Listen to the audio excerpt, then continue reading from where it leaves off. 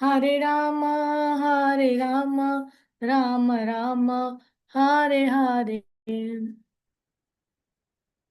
जय राधा माधव कुंज बिहारी जय राधा माधव कुंज बिहारी गोपी जन वल्लभ गिरिवरधारी जय गोपी जन वल्लभ गिरिवरधारी यशोदानंदन व्रज जन रंजन यशोदानंदन व्रज जन रंजन यमुना तीरावनचारी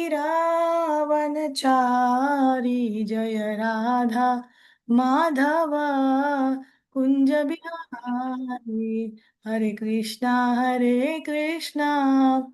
कृष्ण कृष्ण हरे हरे हरे राम राम राम हरे हरे जय राधा माधव राधा माधव राधे राधे जय राधे जय राधे जय राधे जय श्री राधे जय जय प्रभुपाद प्रभुपाद प्रभुपाद जय जय प्रभुपाद जगद्गुरु श्रील प्रभुपाद की जय We are reading from the Prayers of the Personified Vedas, chapter 87 of the 10th canto. And shlokas today, shlokas will be from shloka number 31 to 40. Na ghatata उद्भव प्रकृति पुरुषयो रजयोर उभययुजा भवन्ति असुभृतो जलबुद्बुदवत् त्वयि तैमे ततो विविधौ नाम गुणैः परमे सरितैवार्णवे मधुनि लील्युर् अशेषरसाः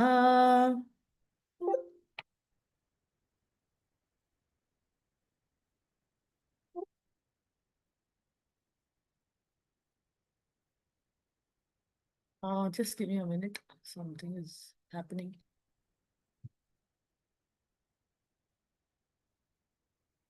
Neither material nature nor the soul who tries to enjoy her are ever born. Yet, living bodies come into being when these two combine.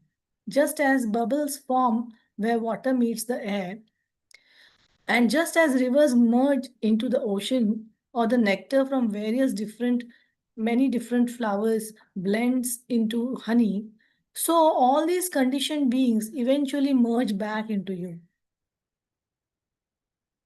the Supreme, along with their various names, qualities, and qualities. दृशु तव मयया ब्रह्मम् अमीश्वावगत्य भृशं त्वयि सुधियो भवे ददति भावमनुप्रभवम् कथम् अनुवर्ततां भवभयं तव यद्भ्रूकुटिः सृजति मुहुस्त्रिनेमिरभवत् चरणेषु भयम्.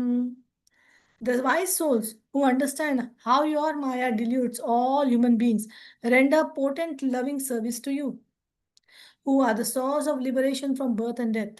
How indeed can fear of material life affect your faithful servants?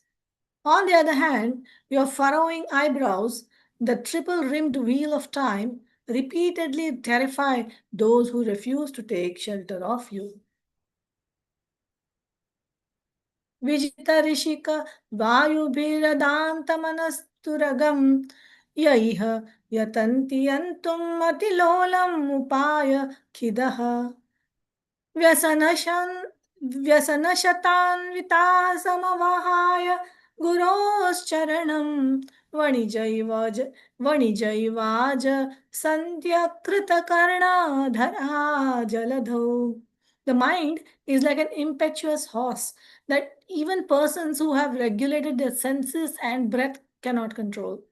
Those in this world who try to tame the uncontrolled mind, but who abandon the feet of their spiritual master, encounter hundreds of obstacles in their cultivation of various distressful practices.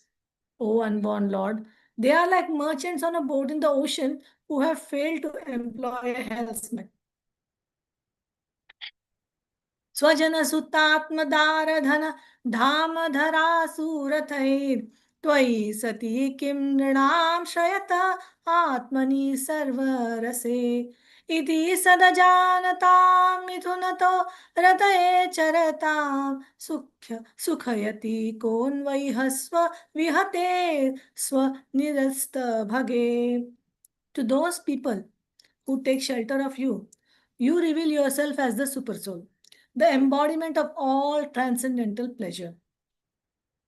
What further use have such devotees for their servants, children, or bodies, their wives, money, or houses, their land, good health, or conveyances?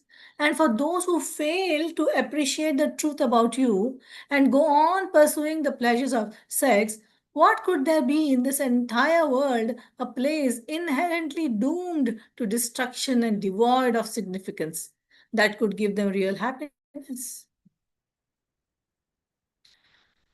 भुवि पुरुपुण्यतीर्थसदनानि ऋषयो विमदास् तौ त भवत्पदाम्बुजरुदोघभित् अङ्घ्रिजलाः दधति सकृन्मनस त्वयि आत्मनि नित्यसुखे न पुनरुपासते पुरुषसार हरावसत्थान्.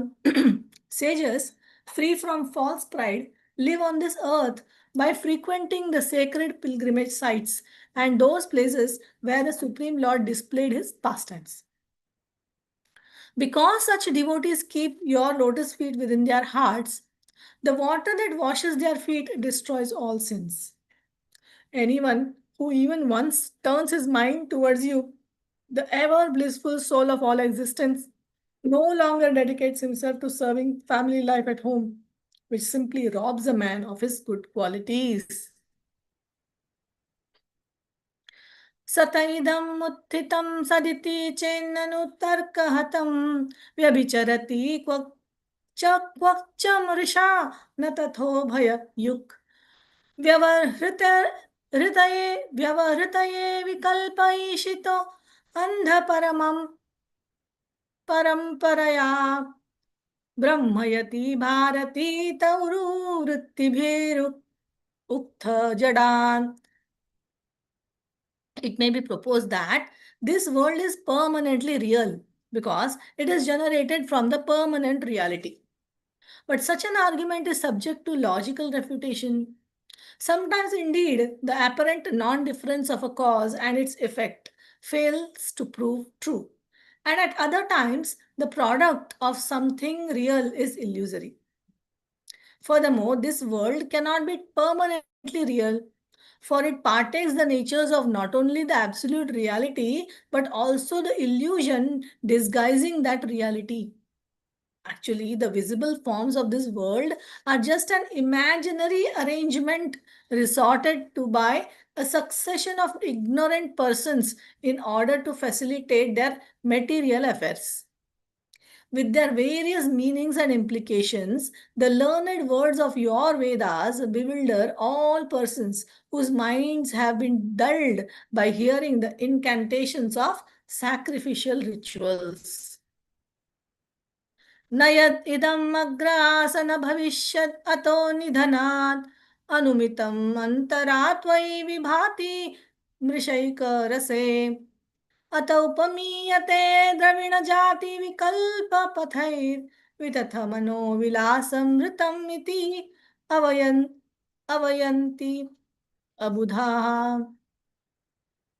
Since this universe did not exist prior to its creation and will no longer exist after its annihilation, we conclude that in the interim, it is nothing more than a manifestation imagined to be visible within you, whose spiritual enjoyment never changes. We liken this universe to the transformation of various material substances into diverse forms. Certainly, those who believe that this figment of the imagination is substantially real are less intelligent.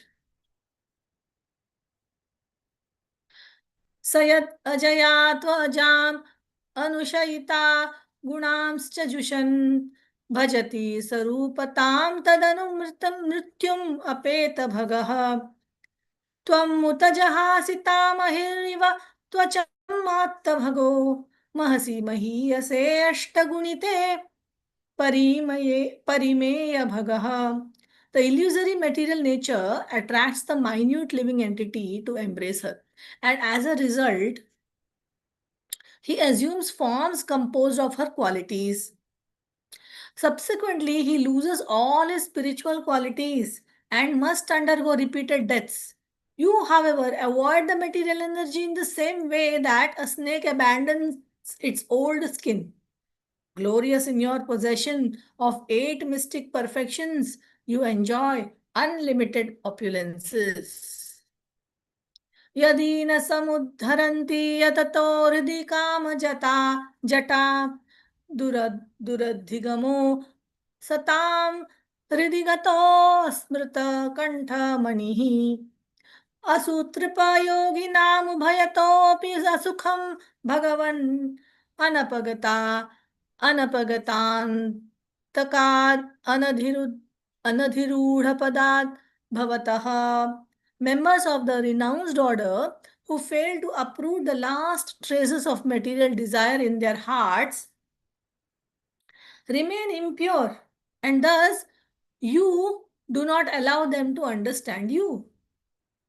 Although you are present within their hearts, for them you are like a jewel worn around the neck of a man who has totally forgotten it is there.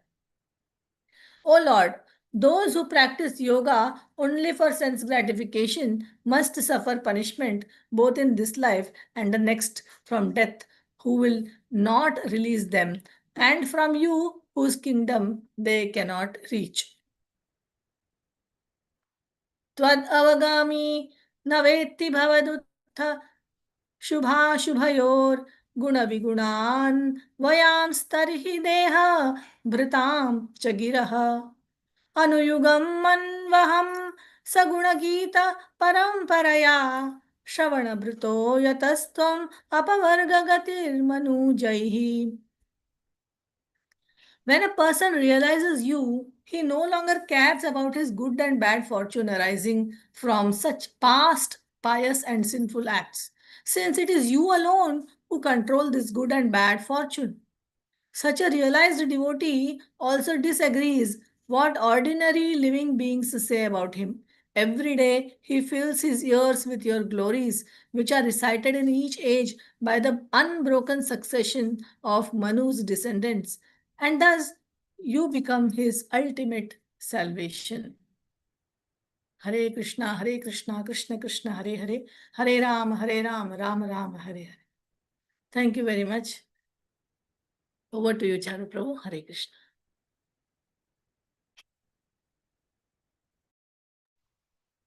Hare Krishna Mataji, thank you very much. It's very nice kirtan and very nice recital of the verses. Hare Krishna everyone, please accept my humble obeisances. All glory to Srila Prabhupada. So first of all, before I begin, is this time suitable? Right now I think it is about 7:30 there, right? 7:30, 7:30, 45. Is this time good enough or we want to go back another hour forward? The early hours is most suitable for us because This hour is like so right now, 5:30 is okay if, so if others agree then. One right now hour it's earlier from now is fine. 7:45 in your time, right? 7:45? 6:30 our time is good, Prabhu. Am I audible? 7:45, right? Yes, Right now it's Prabhuji, 7:45. 7:45. So you want to go back an hour back? Hour back, yes. Yes, If Prabhuji. possible and okay for you. Yeah. But if it's troubling you, then that's fine. This can also. No, it's okay. Actually, it's for me good because 1 hour going back. Otherwise, right now it's coming to midnight almost. By the time we Yes, end. yes. So if I go back, so for me it'll be 8 o'clock. Night 8 p.m. Yes. So next week onwards, we'll meet the renewed timing. Okay. Yes. So it'll be for you. It'll be 6:30. 6:30. 6:30. I thought you didn't want that. I thought you didn't want that early. I thought. Yes, Prabhuji, it is early for us. So you want, અત્યારે સાડા પોણા 8 થયા છે. 6:30 wow, is the correct time. We were always coming at the same time. So this is perfect. 6:30 is okay, perfect. all right, okay, all right. So next week we'll go like that, okay? Okay, Prabhu. Thank you very much. So right now it's 9:15. So I'll start 1 hour early for me. Okay. Yes. Okay. First let me Thank you, offer. Prabhuji. Thank you. ॐ ज्ञानतिमिरन्दस्य ज्ञानञ्जनशलाकय चक्षुन्मिलितं येन तस्मै श्रीगुरवे नमः श्रीचैतन्यमनोभीष्टं स्थापितं येन भूतले स्वयं रूप कदा मह्यं ददाति स्वपदान्तिकं वन्देऽहं श्रीगुरो श्रुतपदकमलं श्रीगुरून् वैष्णवंश्च श्रीरूपं साग्रजातं सगणरघुनाथान्वितं तं सजीवं साद्वैतं सावधूतं परिजनसहितं कृष्ण चैतन्य देवं श्रीराधा कृष्णपाद सगणललिता श्रीविशाखावितंश्च हे कृष्णा करुणा सिन्धु दीनबन्धु जगत्पते गोपेश गोपिकान्त राधाकान्त नमस्तुते तप्त काञ्चन गौराङ्गी राधे वृन्दावनेश्वरी वृषभानुसुते देवी प्रणमामि हरिप्रिये वाञ्छाकल्पतरुभ्यश्च कृपा सिन्धुभ्येव च पतितानां पावनेभ्यो वैष्णव्यो नमो नमः जय श्री कृष्ण चैतन्य प्रभु नित्यानंद श्री अद्वैत गदाधर श्रीवासादि गौर भक्त वृंद हरे Krishna Krishna Krishna Hare Hare Hare Ram Ram Ram Hare Hare. So now we'll offer a praise to Chaitanya Mahaprabhu and then to the six Goswamis of Vrindavan. नमो महावदन्याय कृष्ण प्रेम पदाय ते कृष्णाय कृष्ण चैतन्य नामिने गौरतिसे नमः. O most munificent incarnation, you are Krishna himself, appearing as Shri Krishna Chaitanya Mahaprabhu. You have assumed the golden complexion of Srimati Radharani, and you are widely distributing pure love of Krishna. We offer respectful obeisance unto you. Krishna Varnam Trisha Krishnam Sangopangostra Parshadam Yagnai Sankirtana Prayer Yajanti Sumedasaham. In the age of Kali, intelligent persons perform congregational chanting to worship the incarnation of Godhead, who constantly sings the names of Krishna. Although his complexion is not blackish, he is Krishna himself. He is accompanied by his associates, servants, weapons, confidential companions. Nana Sastra Vicharnaik Nipunau Shadadharma Samstapakau लोकानां हितकारिणौ त्रिभुवने मान्यौ शरण्याकरौ राधा कृष्ण पदारविन्द भजना आनन्देन मत्तालिकौ वन्दे रूप सनातन रघुयुगौ श्रीजीव गोपालकौ. I offer my respectful obeisances unto the six Goswamis of Vrindavan, namely Sri Rupa Goswami, Sri Sanatana Goswami, Sri Raghunath Bhatta Goswami, Sri Raghunath Das Goswami, Sri Jiva Goswami, and Sri Gopala Bhatta Goswami, who are expert in scrutinizing the studying all the revealed scriptures with the aim of establishing eternal religious principles for the benefit of all human beings. Thus, they are honored all over the three worlds, three worlds, and they are worth taking shelter of because they are absorbed in the mood of the gopis and are engaged in the transcendental loving service of Sri Radha and Krishna. नारायणं नमस्कृत्य नरों चैव नरोत्तमं देवीं सरस्वतीं व्यासं ततो जयम् उदीरयत् नष्टप्रायेष्व भद्रेषु नित्यं भागवत सेवया भगवती उत्तम श्लोके भक्तिर्भवति नैष्टकी. हरे कृष्णा कृष्ण कृष्ण हरे हरे हरे राम राम राम हरे हरे. जय श्री प्रभुपाद. जय श्री गोविंदम आदि पुरुषम तमं भजामि. Hare Krishna. So before I begin with verse 25, let's hear the recap of what we did yesterday. Haribo, Hare Krishna, Prabhu. who is doing recapping? Am I audible? Okay, yes, sure. Yes, yes. So, thank you for the opportunity, Prabhu, and welcome all. Prabhuji, your voice is very little low. 1 minute. Please, Is it better now? Hare Krishna. still more, Prabhuji. 1 minute, 1 minute. I will try to change. Hare Krishna. Yeah, much better. Yeah, we Yes, can hear yes. you. Now, I just have to right. keep flipping between them. So, okay. So, Hare Krishna, Veera, welcome to today's recap session. Thank you for the opportunity. So, in the series of lessons from 128 to 133, we are at lesson 131, which Prabhuji, which is verses 23 to 29 of chapter 87. And Prabhuji has now split it into two parts, part A and part B. So yesterday we covered part A of this section titled Nature of Supreme Personality of Godhead and Path of Devotion. Right. So verses 23 to 29. Yesterday we did verses 23 24, and today we will do rest. But here's the overview of these six verses. Prabhuji walked us through. Verse 23, which is superiority of Bhakti Yoga and divine nature of Sri Krishna. So that we covered yesterday, and we'll do the recap as well. Verse 24, understanding the divine nature and knowledge. Right. So these two we did yesterday. We'll do a recap. For the rest, I believe Prabhuji will cover today. So as much as we can, we will go through that. So I will skip the reading of the rest. Prabhuji did give a high level overview, and we'll go into the depth today. So let's do a. Sorry, Prabhu, to disturb Yes. you. Yes, ma'am. Prabhu, yesterday we didn't do the 21st and 22nd of the No, we did that. I thought we did that. no, the Prabhu reminded me. recap. I didn't do, Prabhu. Recap. I'm sorry. I didn't do the recap for the 21st and Okay. 22nd All because right. those were not done. So maybe you can do So also let's start with that verse 20 then, right? 21, yeah. 21. Okay. Okay. Verse 21 is it? Yeah, we finished 31, lesson 31, that two only slokas. I think then we continue with the 23, 24, 25 yesterday. So No, Prabhu, no. you We go to didn't do it. lesson I 130. said we'll do it today because 25 is the most important verse. Yes. You go to lesson 130, Prabhu. Lesson Okay, 1 minute. 1 minute. 130. Yeah.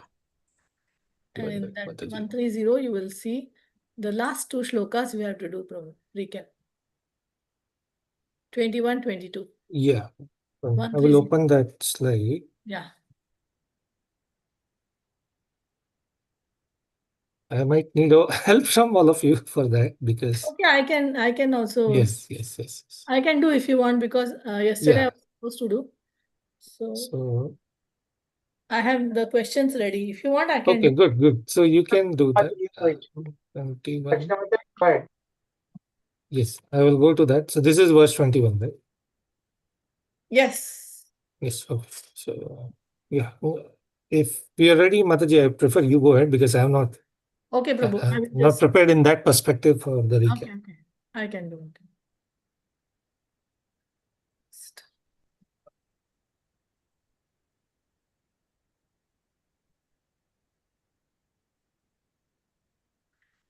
Just a minute, Prabhu. So Archana Mate is going to Yes, Prabhu. I will just. I'm just getting my file. screen. So Sanjeev Bhai, you can get off this. No, he's sharing. It's okay. You can share. I will Okay, just. all right. Okay. All right. Just a minute.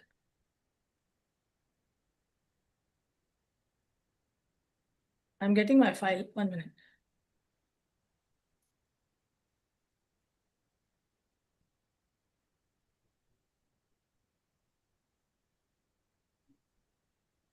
Okay, so text number 21.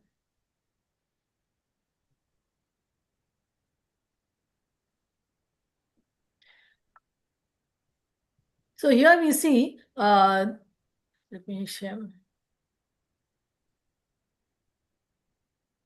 21 is the superiority of Bhakti Yoga, a profound exploration of Krishna's pastimes. And here we are concentrating on Vishwanath Chakravarti Thakur's comments. So here there are 7 points. In the 7 points, we have the first three on the first page. So the last previous can you just show me the previous slide, bro? Slide 20 for the verse number 20. Yes. So here there are various Shrutis, that is Vishnu Puran, Bhagavad Gita, Narad Pancharatra. This we did yesterday. Name the Shrutis that recognize the pure devotional service. So this is where we ended. So we are going to now see this.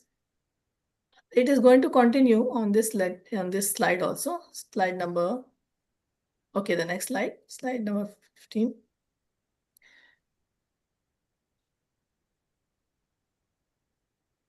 Is this the slide number 15, Prabhu? Slide number 15. Yes, Mataji, this is 15. Should I go to next? Yes, next. 15. What's 20? What's 20? I'm just confused a bit because suddenly okay. Let me just yes, okay, Prabhu. This slide is fine. Okay, so the first question will be, how do we get rejuvenation from material fatigue? So we have material fatigue relief. How do we get rejuvenation from material fatigue? Material world throws so many things at us. So how do we get relief from all that? By a Hare whole Krishna. lot. Yes, Mataji. Go on, Yes, Prabhuji. Mataji. Hare Krishna, Mataji. Yes. By emerging wholeheartedly into divine pastime of the Lord. Yes, we have to immerse ourselves, and we have to immerse ourselves in the divine pastimes of the Lord, and this will give us relief. Wonderful. Fulfillment. This Yeah. gives. So the next point, indifference to liberation. Like yesterday we were discussing about moksha laghuta krit. We saw in Madhurya Kadambini how the point of moksha laghuta krit was there, isn't it? So what is the meaning of moksha laghuta krit? Moksha is liberation. Laghu means very small, means insignificant, and it becomes in krit means it makes. It makes this devotional service, pure devotional service, makes even the moksha to be very insignificant.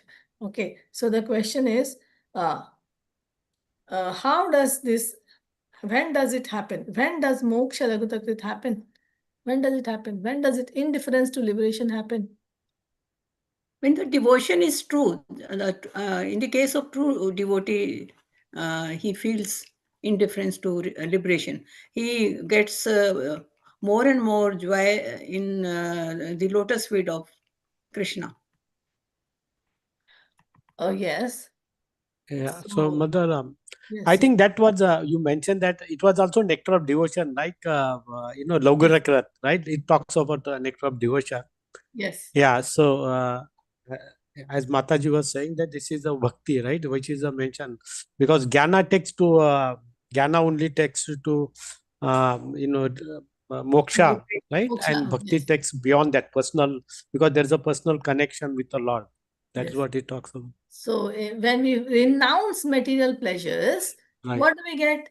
Liberation. We will be those jnanis who renounce, who are doing this kind of karmarpanam with the thing of nishkam karma. So they are doing nishkam karma yoga. So when they are doing this nishkam karma yoga, why are they doing it? They are doing for liberation. They are doing, their goal is moksha. But what about devotees? They are also doing karmarpanam, but they are doing karmarpanam with love for the Lord. They are doing karmarpanam because they want to serve the Lord. So selfless service. So the selfless service, the joy is derived from that. And that is becomes when we absorb ourselves in that bliss. Oh, I'm offering such nice things to the Lord and for the pleasure of the Lord. So I'm doing that, and then we get such a bliss, and that is found only in devotion.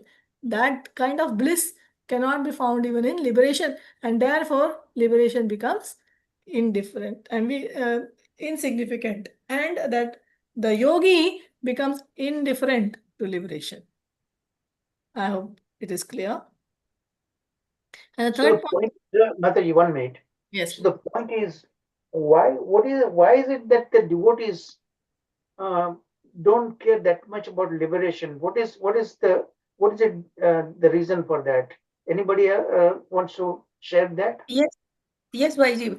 The yogi, true yogi, understands that bhakti is the true path, supreme path.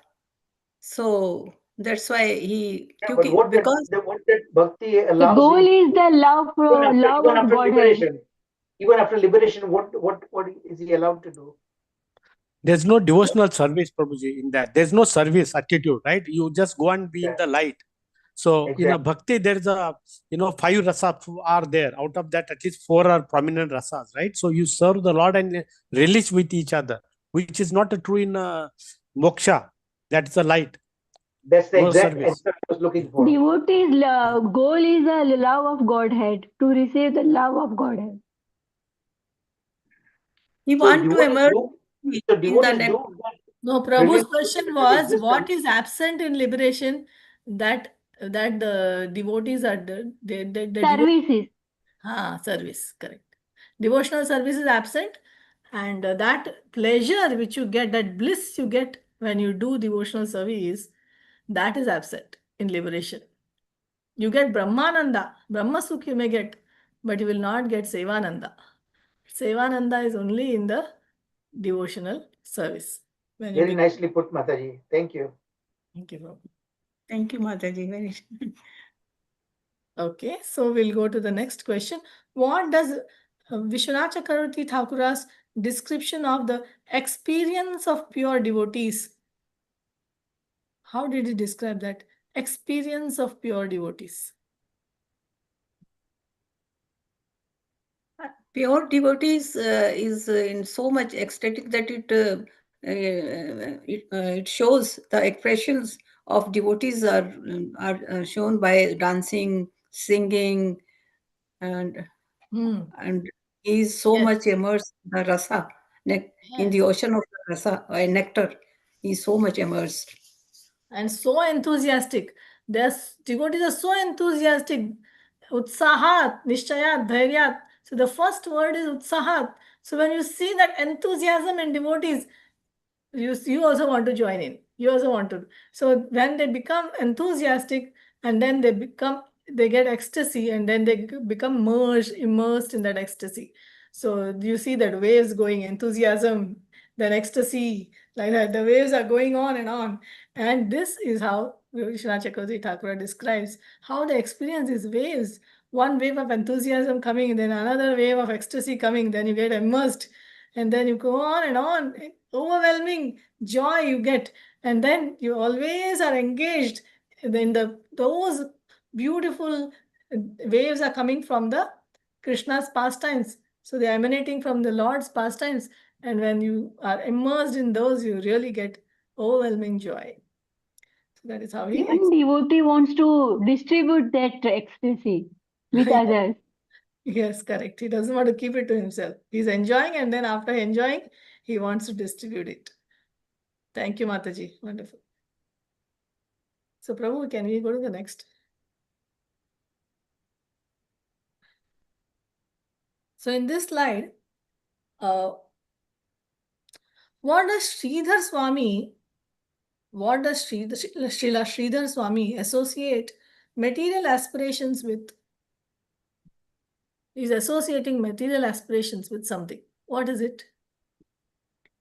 Is associating this material aspirations by a blade of grass, with a Yes, blade of grass. yes. He's saying it is not even as significant as a blade of grass. So Yes. even a blade of grass, there will be some significance. But material aspirations is no more significant than a blade of grass. No, so they are totally useless. That's what he wants to say. It's totally useless. What are the dharma, artha, kama, moksha, the four purusharthas, right? They are also rendered insignificant when immense bliss of devotional service is highlighted. So we get bhakti, we get so much bliss that even dharma, artha, kama, moksha, which are the called as the four purusharthas, chaturtha purusharthas, they are also become insignificant, like a blade of grass. Thank you, Mataji. Correct. The next question, importance of the association of pure devotees. The importance of association of pure devotees. How is it explained? They are There is- mentioned as swan-like. Like Yeah, they are they, swan-like. Devotee Vaishnavas are Parama, swan-like. what's it? Paramahansa. Paramahamsa. Can anyone tell what is the this one for Paramahamsa? Why is it there? Why are they compared to Paramahamsa? Because that Hamsa can, what do you call it? They can pull out milk from water. Right? If water and milk put together, they can pull out the milk. So here the comparison is always given that the Paramahansa, they can pull out the essence of the whole Scriptures. the divine scriptures and give it to us based on time, place. I think Correct. there were three things, right? Kala, Patra. So based on that, they can give it to us. Yes. Yeah, So, in addition, also, it's I think in the first canto itself, right? It compared with the crows and hamsas, right? So, yes, like a crows goes to the dirt, whereas hamsas yes, goes to the only the place, right? The Where place it's of pilgrimage. I think that word was there. yes. So when gathering of Vaishnavas is there, you will only get nectar. You will get nectar of service, and then will automatically they are like swans. They shed away the attachment to this material world. Like the swans, they shed away the water from the milk.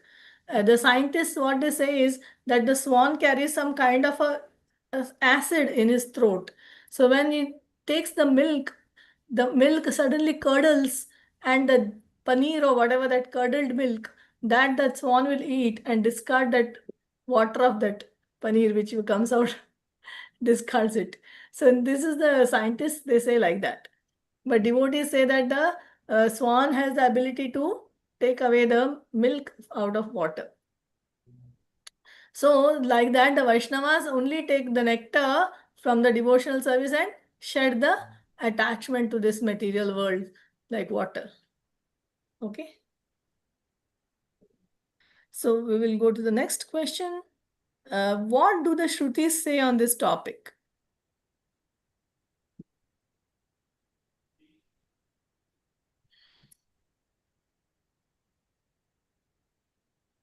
Okay, the Narsimha Purva Tapani Upanishad.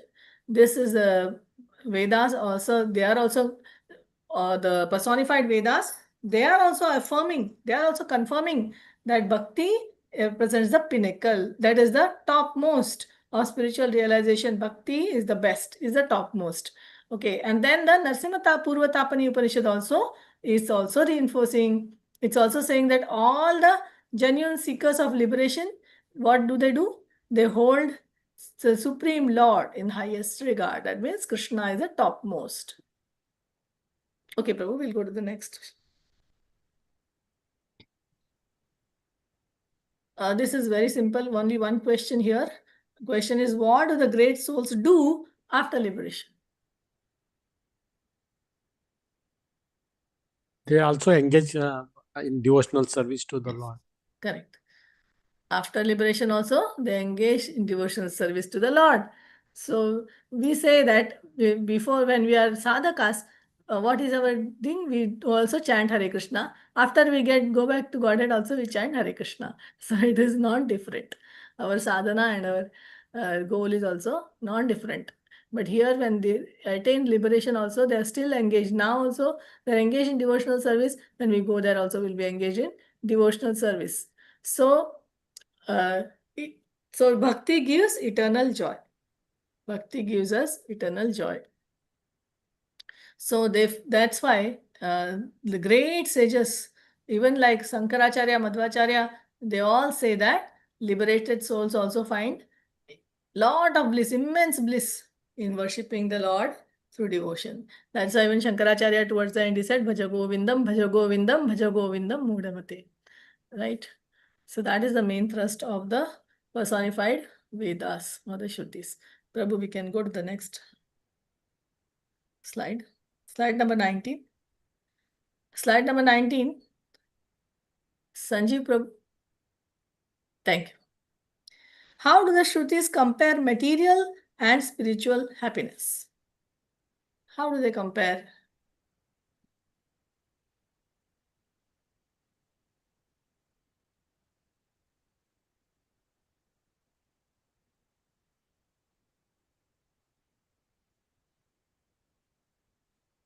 So what is material happiness compared to? Not important than the blade of grass. Okay. They are considering the Chatur Varga, Chatur Purusharthas. They're comparing that, which is material, isn't it? Chatur Purusharthas are material. So material happiness. So dharma, artha, kama, moksha, all these are giving some kind of happiness. When you do dharma, you get artha, you get from artha, you get kama. So you are getting that happiness, which is material happiness, which is allowed by the Vedas, which is allowed by the Vedas. So even though that is happiness also is compared to the blade of grass. Then what happens to the spiritual happiness? Spiritual happiness is how is it compared to? Lord, Portion, nectar portion. nectar. Yes, it's compared to nectar. And like oceans of nectar. Your pastimes are like oceans of nectar. Okay. We come towards the end of this.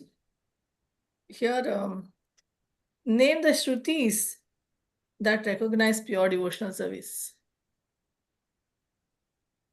So what are the different? Darshima Purvatapani. Narasimha Purvatapani Upanishad. They also say, then quotes from Shankaracharya, right? So Yes. they are recognizing bhaktis. So the Shrutis are also recognizing bhakti. This personified Vedas also. So that's it, Prabhu. The next slide. Next slide. How do we, Prabhu, the next slide. Yeah, thank you. How should we best engage our material body? How should we best engage our material body? भगवान की सेवा में लगाते हैं Yes. पूर्ण रीते Yes. Bhakti. What is Yes. the body depicted as? It is depicted as Kulayam. Kulayam is sacred nest. Yes. For our Atman, we have an Atman, so we are Atman, and for us, this body is like a sacred nest. And it is an invaluable opportunity for us that we can get spiritual enlightenment with the help of this body only. So it is designed for that, but we think it is designed for enjoying because we see, oh, senses are there, sense objects are there. That means, have you heard people saying, so what if I enjoy my senses? Krishna has given me the senses and Krishna has also given me the sense objects. So why should I not enjoy? What is the logic? What is your logic? You are saying, Yes. Yes, huh? Mataji. Yeah, many people ask like that. So you say this is the misuse of the body, which is an invaluable opportunity. So it's like using a car for trying to just sleep in the car or try to have your food in the car. Is the car meant for that? No, car is meant for so many other good things going around. You can do so many things with the car. But no, you will try to polish the car and sit inside and eat something and sleep. You think like that? That is how we treat our body. We try to enjoy things in the body with the body, and we are not using it for the actual thing what it is meant for. It's an invaluable opportunity for spiritual enlightenment, and that is what we are not using it for. That is why we are committing spiritual suicide. What is marked as spiritual suicide? What is marked as spiritual suicide? Spiritual downfall is marked as. What is that? Asat upasana, worship of illusion. If you are worshipping illusion, if you are worshipping Maya, then it is spiritual suicide. Because If you are the body is meant pursuing- for enjoying Maya, then you are doing spiritual suicide. Right? Okay, Prabhu, we end over here. Thank you very much. You can continue. Mataji, here we can quote that shloka. कामस्य इन्द्रियाणि प्रीति लाभो जीवेत यावता जीवस्य तत्व जिज्ञासनार्थो यस्य कर्मभिः. Yes, correct. Very nice. Thank you, Mataji. Thank you, Prabhu. Hare Krishna. Okay, thank you, Mataji. So now verse 23 and 24, we'll revise that, and 25, Prabhuji will, 25 onwards, Prabhuji will continue today. So as I said, 23 is superiority of Bhakti Yoga and divine nature of Sri Krishna, and then 24 is understanding the divine nature and knowledge. And the title here continues under the same chapter 87, which is nature of divinity and path of bhakti in Vedic philosophy. So herein Prabhuji has given introduction for all the 6 verses. He walked us through.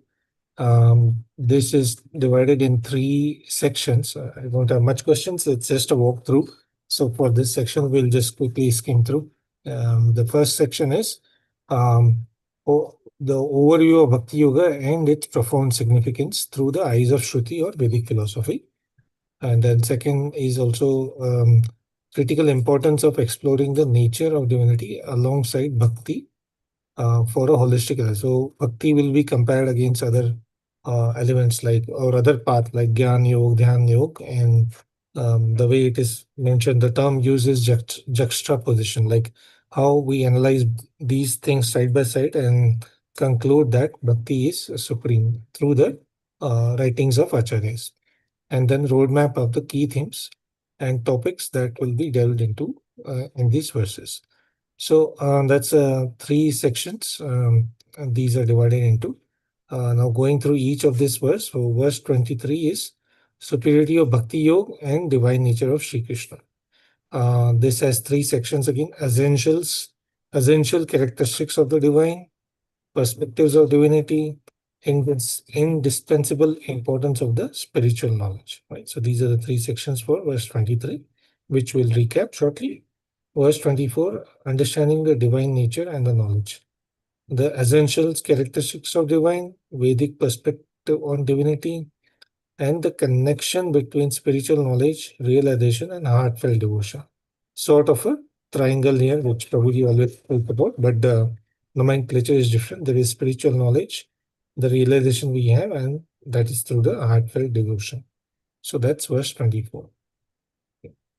Verse 25, critique of philosophical misconceptions, which we'll go in depth today. That's about what are the philosophical errors, analyzing those misconceptions, and why do we need aligning this? What is the need of aligning this philosophical errors, and how do we contrast with the Vedic teaching? Verse 26 will be further deep dive into nature of the reality. Right? So, what is the reality? We'll see the commentaries of Vishwanath Chakravarti Thakur, and how do we harmonize this spiritual and material perspective. And then verse 27 will be supremacy of bhakti in Vedic philosophy. So that I think we have been exploring through, but we'll go in a much deep dive. And in today's recap also, we'll see how Krishna, he blesses the Shruti and give them a wonderful reward here. Okay. And then verse 28 will be the supreme controller and the nature of the divine. Insights into the nature of supreme controller, which is Lord Krishna. Exploration of divine senses, what they are and how do we achieve them, and the relationship between supreme and the jivatmas. Okay. I think we know that at high level, but now will be a deeper dive here. And finally, verse 29, Lord Narayan and the jivatma's relationship with material energy. So nature of the Lord Narayan and his distinct attributes, deepening the understanding of the Atman and the Jivatma, which is, so Jivatma, when we say, is the Atma, which we as a Jiva who are embodied in this material. So that's why we call it Jivatma. That's what Mataji explained yesterday also, the difference between Jiva and Jivatma, and the implication of spiritual practice and liberation. Finally, this section will conclude the recap of all these themes and how do we integrate Bhakti Yoga and pursue that path. So that was the recap or the high level, what's the 1,000 feet view of these sessions. Now coming quickly to the actual, the verse 23, we'll do a quick deeper recap of what we covered yesterday.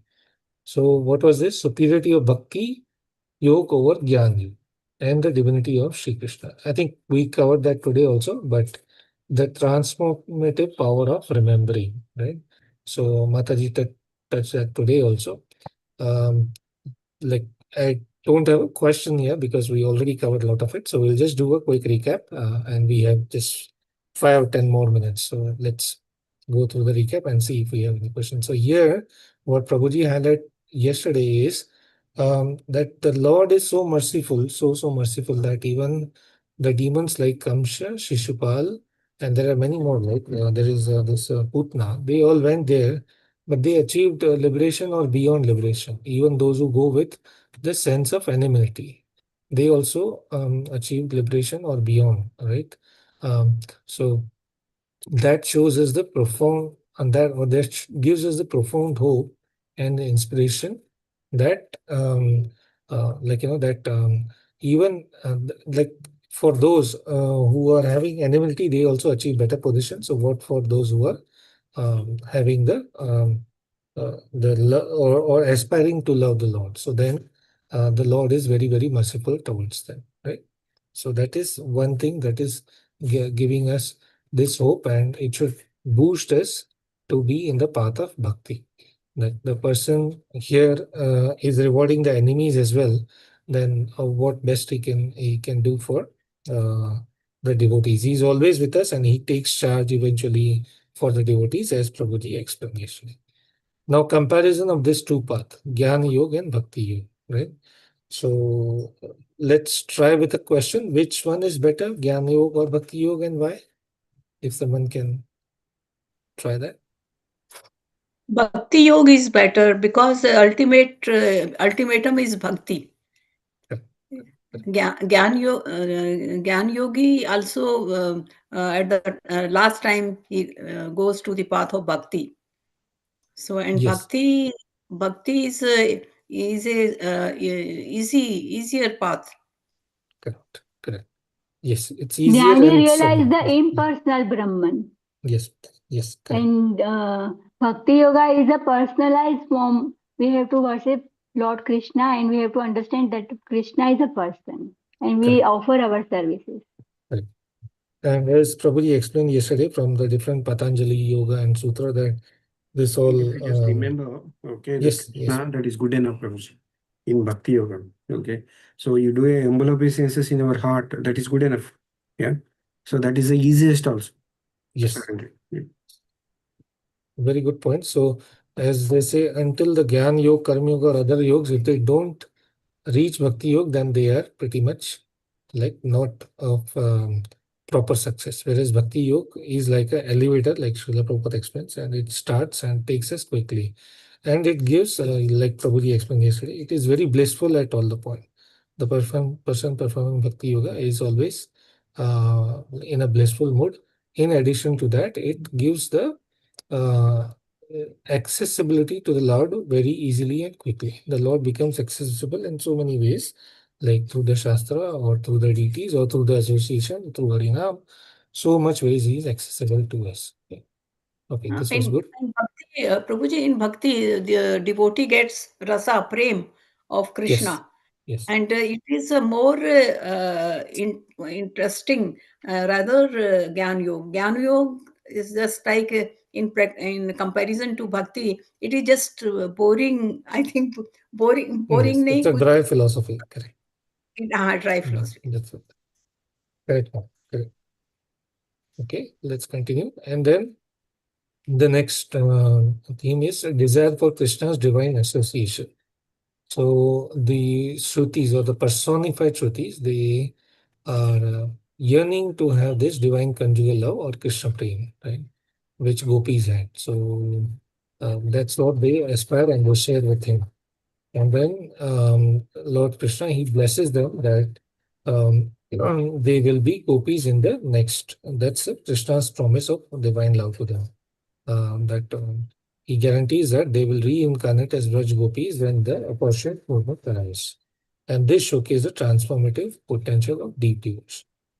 That's how to have that. That's the point number 4: is spiritual aspiration and austerity. So we have to do those required austerities, which are austerities at the moment for us. But if we go through that, then they will become very fulfilling and blissful.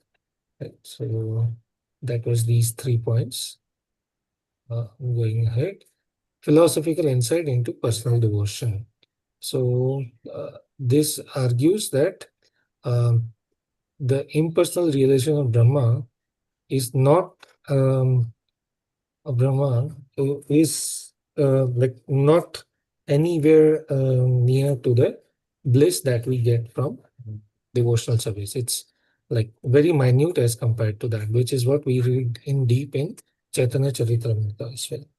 Then the seventh point, we also touch accessibility of divine grace, like through the practice of devotion, because we are in touch with spiritual master, the Vaishnavas, we get the grace of the Lord, the divine grace of the Lord through them. Then the essence of divine relationship. So the Shruti's ongoing for intimate connection with Krishna accentuates that ultimate aim of spiritual practice is to foster loving relation with the divine, which stands as a pinnacle of spiritual relations. So that is the final conclusion and the essence of all the text or readings we. Okay. We go ahead. So that. So now further context from Acharyas, which is about exploring. Oh, sorry, this is about verse 24 now. Exploring the divine nature and knowledge. The second verse. Right? So first part is understanding the divine existence. Right? So this gives, like Prabhuji covered yesterday, the contrast between the fleeting nature of human life, and Mataji also explained the misconception we have, like what is the good use and bad use of a car. So similarly, this is the yantra rudana. So this body is the mechanical vehicle given to us so that we can aspire the or get the understanding of the divine existence if we use it appropriately. Right? Then the second section, the significance of Vedas and Bhakti Yoga. Again, we just covered Gyan Yoga versus Bhakti Yoga. And the positives of the Bhakti Yoga is that we get access to the Lord and it is very blissful and it does not require any qualification. Anyone can do it.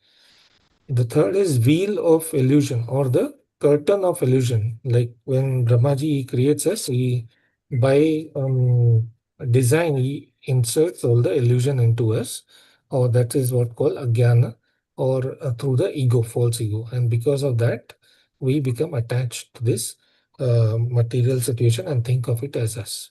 Misidentification. So that is a root cause of all situation we have. And then through bhakti, that gets bhakti through reading of Bhagavatam, association, all of that disappears or goes away. Yeah, I mean, I'm just recapping this. I could not find the appropriate way to put any questions because we have been going through this again and again. But yeah, Mataji, you did a wonderful way. But final reflection on the quest for knowledge. So again, so this is, we just started with this. How do we get into bhakti? Or what is that? Who is the happiest person? The one who immerses himself into the complete this process of bhakti, then all the material things, they do not bother us. So that is the part. And then also about knowledge here, Prabhuji, like he covered yesterday, that the knowledge here is we talking about is not the dry jnana, but it is knowledge or jnana about the pastimes of the Lord, the devotees, and the like for example Bhagavatam. So that is the difference. This is a divine or transcendental knowledge, purely bhakti related, and not the dry knowledge on the which limits only to the material. That's also important to know so that we can distinguish between the material and spiritual. And the philosophical insights, I think we touched that already. Okay. Right. So, final illustrative scriptural evidence from Vishwanath Chakravarti Thakur. So, he has given us so many different verses from Srimad Bhagavatam, Rig Veda, which clearly tells about three things: the Lord, us, the living entity, what is the relation, and how do we get entangled into the material illusion, and the Lord, he conceals or hide himself into this whole into the Vedic sound. But if we go through the path of bhakti, then he becomes very easily available or accessible to us. In conclusion, what we covered today is, or yesterday, we covered in the recap, and Prabhuji took us in depth, are the illuminating reflections of Vishwanath Chakravarti Thakur, which says us about the nature of divine, constraints of human understanding, which is the because of the wheel of illusion, and the essential practice of Bhakti Yoga, which will illuminate us. So that's where I stop and hand over to you, Prabhuji, to take us into the deep aspects of verse 25, 26. We Thank have you. 1 or 2 minutes. Is there any point anyone wanted to make from yesterday's class? Prabhuji, material gyan is a speculative knowledge. Yes. Spiritual gyan is a philosophy which increase our bhakti. Correct. Thank you, Mataji. Nicely put, Mataji. Okay. Over to you, Prabhuji. Hare Krishna. Thank you. Thank you, Sanjeev. Well done. And Archana Mataji, well done. Thank So you, let me Prabhu. Thank you so much, Prabhu. let me first share my screen.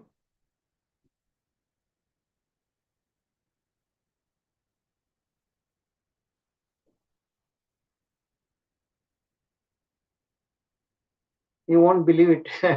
This, last night and this pretty much morning, I again worked on this slide, and this verse 25 and the verse that will go come down, onward to verse 36, 25 and 36. They are the most important verses in the entire 50 verses of this chapter 87, and very, very complex to understand, So I spent a lot of time. So during the day, you may like it or not, but I've added another couple slides, 2 or 3 slides more to explain it better. So we'll spend much time on this verse 25, much more time. And down the line, verse 36, incredible amount of information is there. So there also I spend a lot of time, a lot of slides there on those verses, okay? So let's go step by step.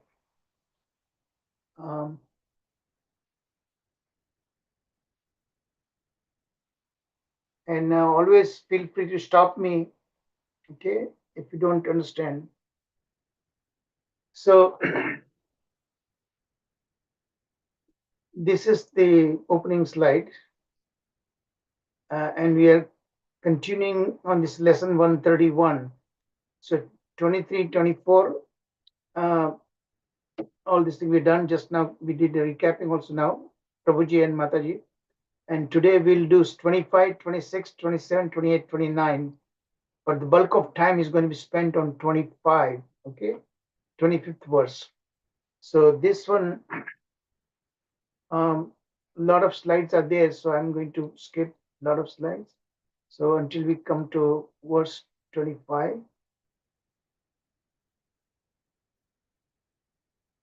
So that is the first part that we did. 131A, we did that, okay? So now 131B section, we'll do that. And this is the key slide, the first slide. If you want to understand verse 25, this overview which I'm giving, showing you here, is very, very important. If you invest your time and effort in studying this particular slide, it'll help you much better to understand the next 4 or 5 slides, okay? When we go in the depth of verse 25. So this is giving you an overview how methodically I try to progress developing this verse 25, okay? So you see that in overview, so basically what the Shrutis are doing are critiquing this Shadadarshana. Not all, but 5 of the 6, these 6 philosophies, schools of philosophy in this Vedic philosophy, actually. That is what the Shrutis find some faults with it. And what are those faults we need to understand and how to get around that. Okay. So the overview. So this A, B, and C, that stepwise manner will try to progress further. So in this verse 25, the Shrutis deliver a penetrating critique. What is penetrating critique? Go deeper, diving deeper in how and in what manner the Shrutis find faults with these five philosophies. Okay, and this Shadadarshan has been around for quite some time now. And a lot of uh, analysis have already been done. Okay, but here Shrutis personified, they are doing this critiquing, uh, so that's to help us to properly understand and where does the fallacy lie in this philosophy. That is what we need to understand. Okay, so what are those five uh, schools of philosophy the Shrutis find fault, except the last one, that is Vedanta Sutra. And even in Vedanta Sutra, not the Mayavadi version, but the Vaishnava version, that is what we need to study. Okay, and that I was telling you yesterday, I really wish to do this Vedanta Sutra. Without that, everything is going to be remaining incomplete. So after we finish 11th canto, 12th canto, if Krishna allows, we will do this Vedanta Sutra. Okay, Srila Vyasadev's Vedanta Sutra, but from a bhakti perspective, right? So Vaishnava perspective. So this verse 25, the Shrutis deliver a critique of five of the six philosophies. So they're called Astika. There are three more. There is called Nastika, where Buddhism, Jainism falls into that category. Buddhism and Jainism, they don't believe. Nastika means they don't believe in Vedic authority of the Vedic scriptures, and they don't even believe the concept of Atma. Okay, so we are not going to get into that, but just the Astika philosophy, they strongly believe in the authority of the Vedic scriptures and the Atma Tattva. So that is what we are going to focus on that. So even in here, the philosophers, different rishis are there. In what way they come short of from the bhakti perspective, there is what the Shruti is. And Shruti means they are the ultimate authority. That knowledge comes to Shrutis, through Shrutis, to us, comes straight from the Lord. Because how did the Shrutis evolve? They evolved from the breathing process of the Supreme Lord Himself. So that is the ultimate authority, authenticity that we can expect to get what we are going to hear. All right. So please pay attention. So these are the five philosophies: Vaisheshika, Nyaya, Sankhya, Patanjali's yoga system, and Jaimini Rishi's Purva Mimamsha. And I explained to you yesterday, Mimamsha, Sanskrit word Mimamsha means inquiry, intellectual inquiry. Purva means before. Okay. To distinguish from that, come later towards the end, called Uttar Mimamsha. Uttar Mimamsha in Sanskrit, Uttar means comes later. And that is Vedanta Sutra. Okay. So Vedanta Sutra is not the one they are criticizing. They are criticizing these verses, these particular philosophies. Right. So that is the first aspect of it. So we'll understand what are the basic tenets of these five philosophies. In fact, if you really want to understand this Shad Darshana, in fact, the 6 months before the semester I took in my doctoral work, one course was all about this Shad Darshana. So this 6 darshana, Astika, and also I had to study this Nastika 3. So totally 9 darshanas I had to study in much, much greater depth. Okay. But we won't go into the philosophy themselves that in that great detail, but what are the faults, the fallacies that the Shrutis find, that we are going to focus on that. Okay. So part B, it highlights the profound misunderstanding where the philosophers went wrong. That is what the Shrutis are pointing out. Understanding of its existence, distinction between the. So these are the main elements that I would like you to focus, understand the focus on that. And I'm going to spend a great deal of time and effort doing that. They went wrong understanding the distinction between Paramatman and the Jivatman. Paramatma is the super soul.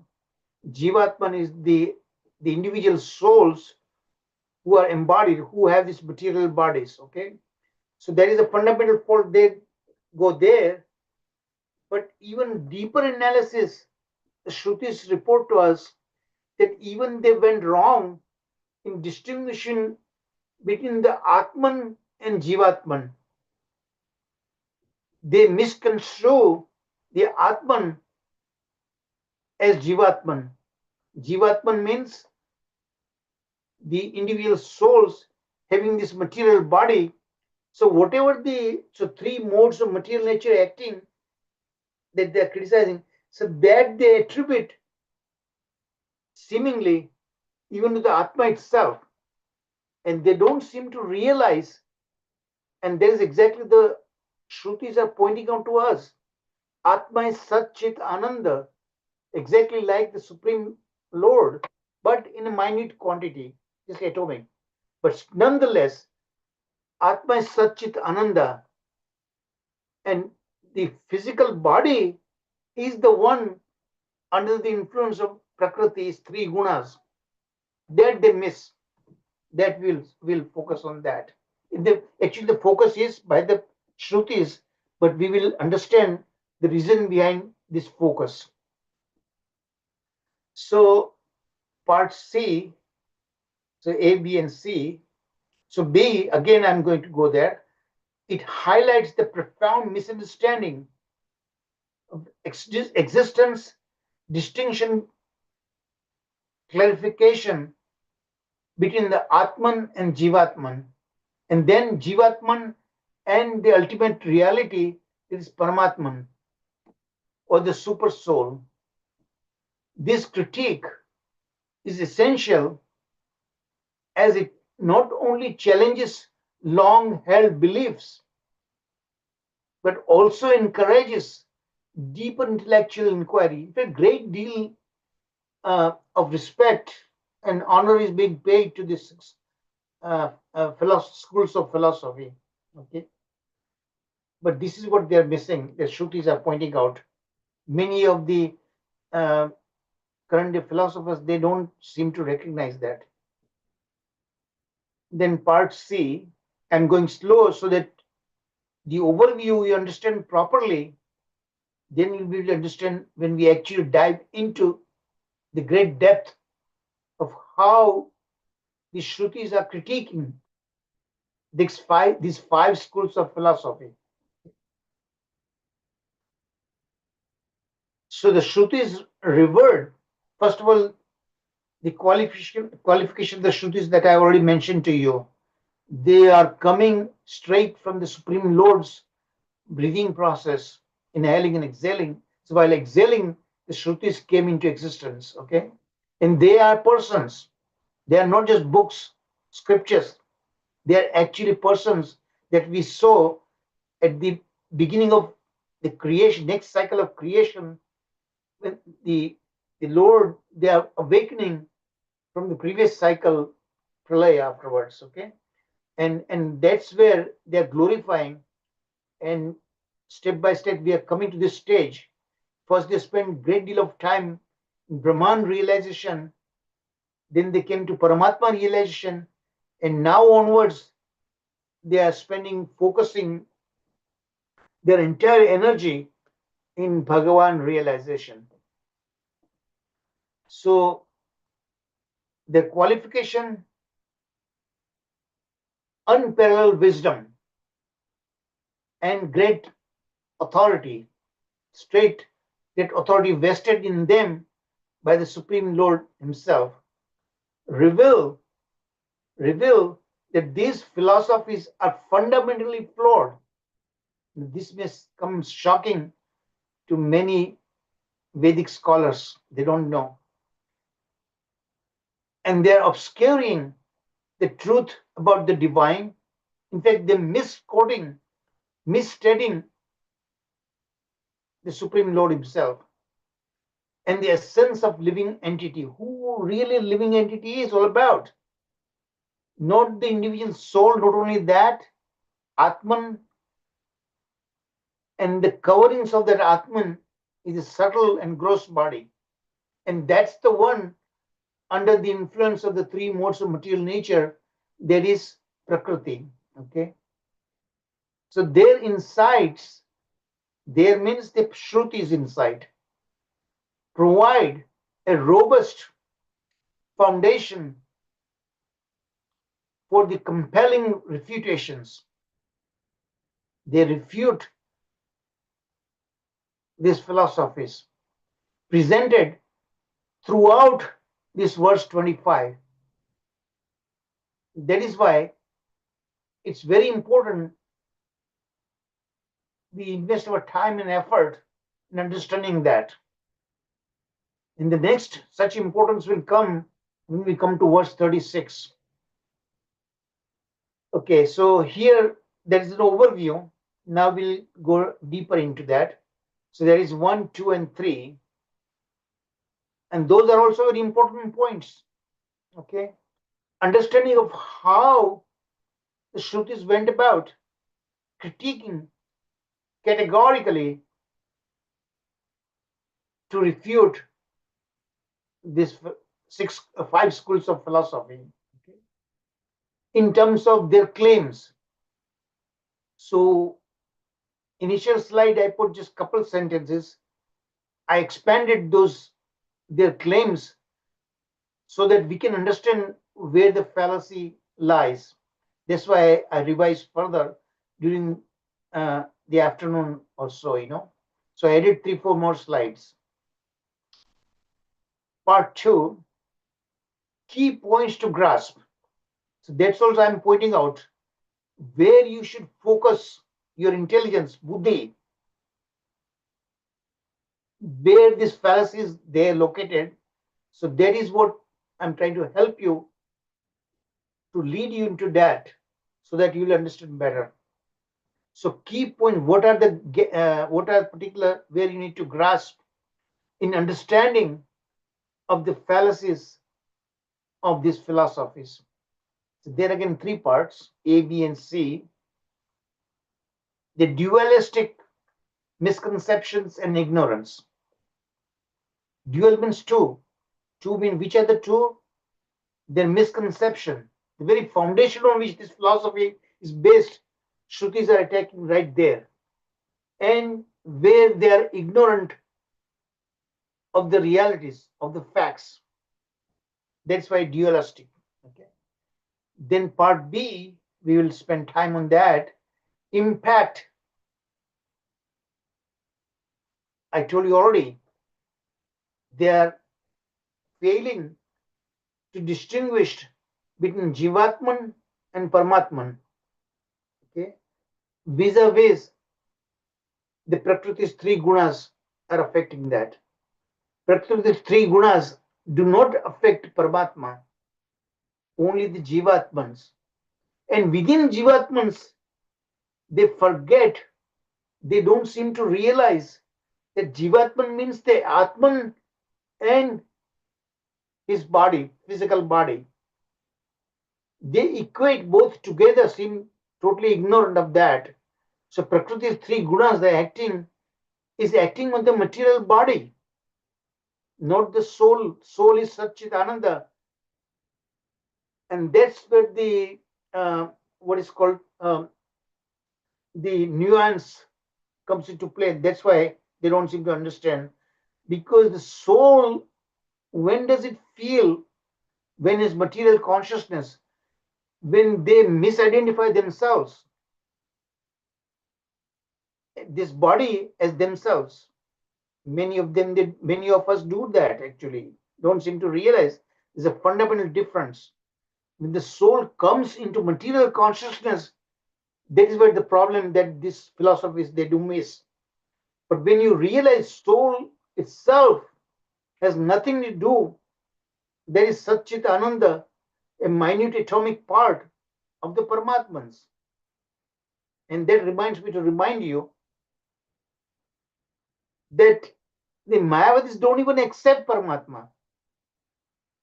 They whole totally do not accept the very concept of Paramatma. They think that soul is the only thing, okay? And this atomic part, the soul, when it comes under the influence of three modes of material nature, bewildered,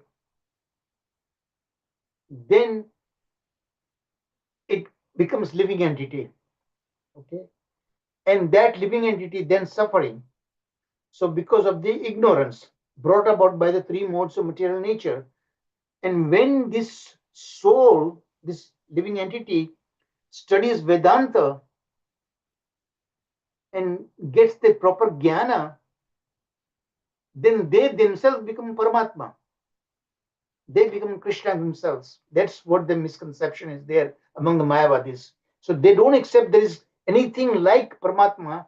Soul itself comes into ignorance and becomes living entity, Jivatma. And the Jivatma, when studies, gets the knowledge, jnana, from the Vedanta, then become the supreme, like Paramatma. Okay? So that's where the whole foundation of the fallacy lies. So I'm telling you upfront. Okay. So that we will, the Shrutis are pointing out that. The third part, clarification of this misinterpretation. So Shrutis also do that. They detail wise, they clarify this misrepresentation. And there again, so I'm dissecting out in these three parts. So see, 3 into 3 into multiply, keeps multiplying, exponentially. So there's a clear distinction between Atman, Jivatman, and Paramatman. We must have very clear, crystal clear concept of understanding. Then you will understand where these philosophies go wrong. Okay? Corresponding to Prakriti's three gunas, vis-a-vis three gunas, their illusory influence. The illusory influence of Prakriti cannot act beyond jurisdiction on Paramatma. But even when it comes to the Jivatma, the individual soul, they miss that it is the Jivatma's body and not the atomic soul, the Atman itself. Atman is qualitatively identical with respect to Paramatma. They don't get affected by the modes. Okay. So that is what we need to understand. Upfront, I'm telling you this thing. So that should always remain in the back of your mind when we go through this in a deeper aspect of it. Okay. So role of the physical body is this being missed. And the gunas, the Prakriti's three gunas, the modes of material nature, sattva, rajas, and tamas. So these are the seed causes of this failure behind these five philosophies. Okay, So I've given you an overall picture, bigger picture. Now we are going to dive deeper into it. So like you first fly through the jungle, get the whole view of the forest before you identify each of the trees and get a closer look at it. So first it's very important, you need to get a clear concept, clear viewpoint of the whole picture. If you don't get the whole picture ahead of time, then you miss the very importance of the deeper things. All right. So now we'll go this part 1, 2, 3. All right. And within 1, 2, 3, again 3 parts individually. 3 into 3 into 9, 9 into 3 again 27. Like that we are going. So have a little patience with me. So I'm going to explain to you as I understood it. I had to read, study Srila Vishwanath Chakravarti Thakur's commentary very deeply.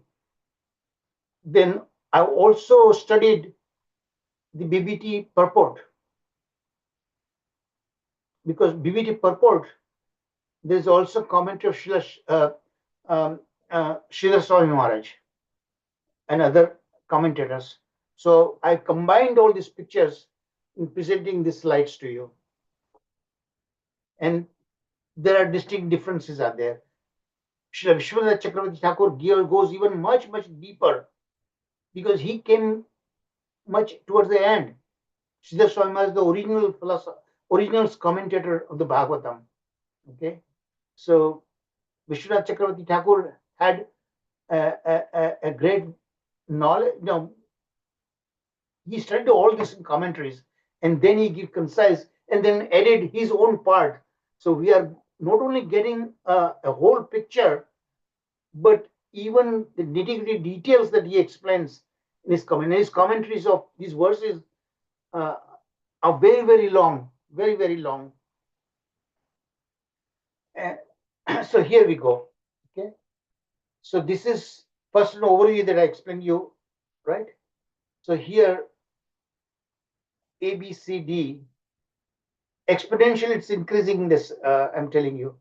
The passage delivers a penetrating critique of 5 significant verses, 5 significant philosophies. It highlights their profound misunderstanding. So this is a repetition of that, what I just told you about. Just to emphasize, it highlights their profound misunderstanding of the existence, the soul, and the ultimate reality. Ultimate reality is Bhagavan, Paramatman. So this critique is essential, as it not only challenges the long-held beliefs. Many philosophers, Vedic philosophers, think that these are the gospel truth, but unfortunately it is not. But also encourages deeper intellectual inquiry. And that's what the Paramatma has given, buddhi. Right? 4 things he has given, right? Buddhi, Indriyas, Manas, the mind, and the prana, the living force. So that is what we learned in earlier lessons. We need to utilize in order to understand Bhagavan Shri Krishna. Not wholly, but even part. Because Krishna is unlimited and we are limited. Part C, the Shrutis revered. What is revered means? Worshipped, great authority.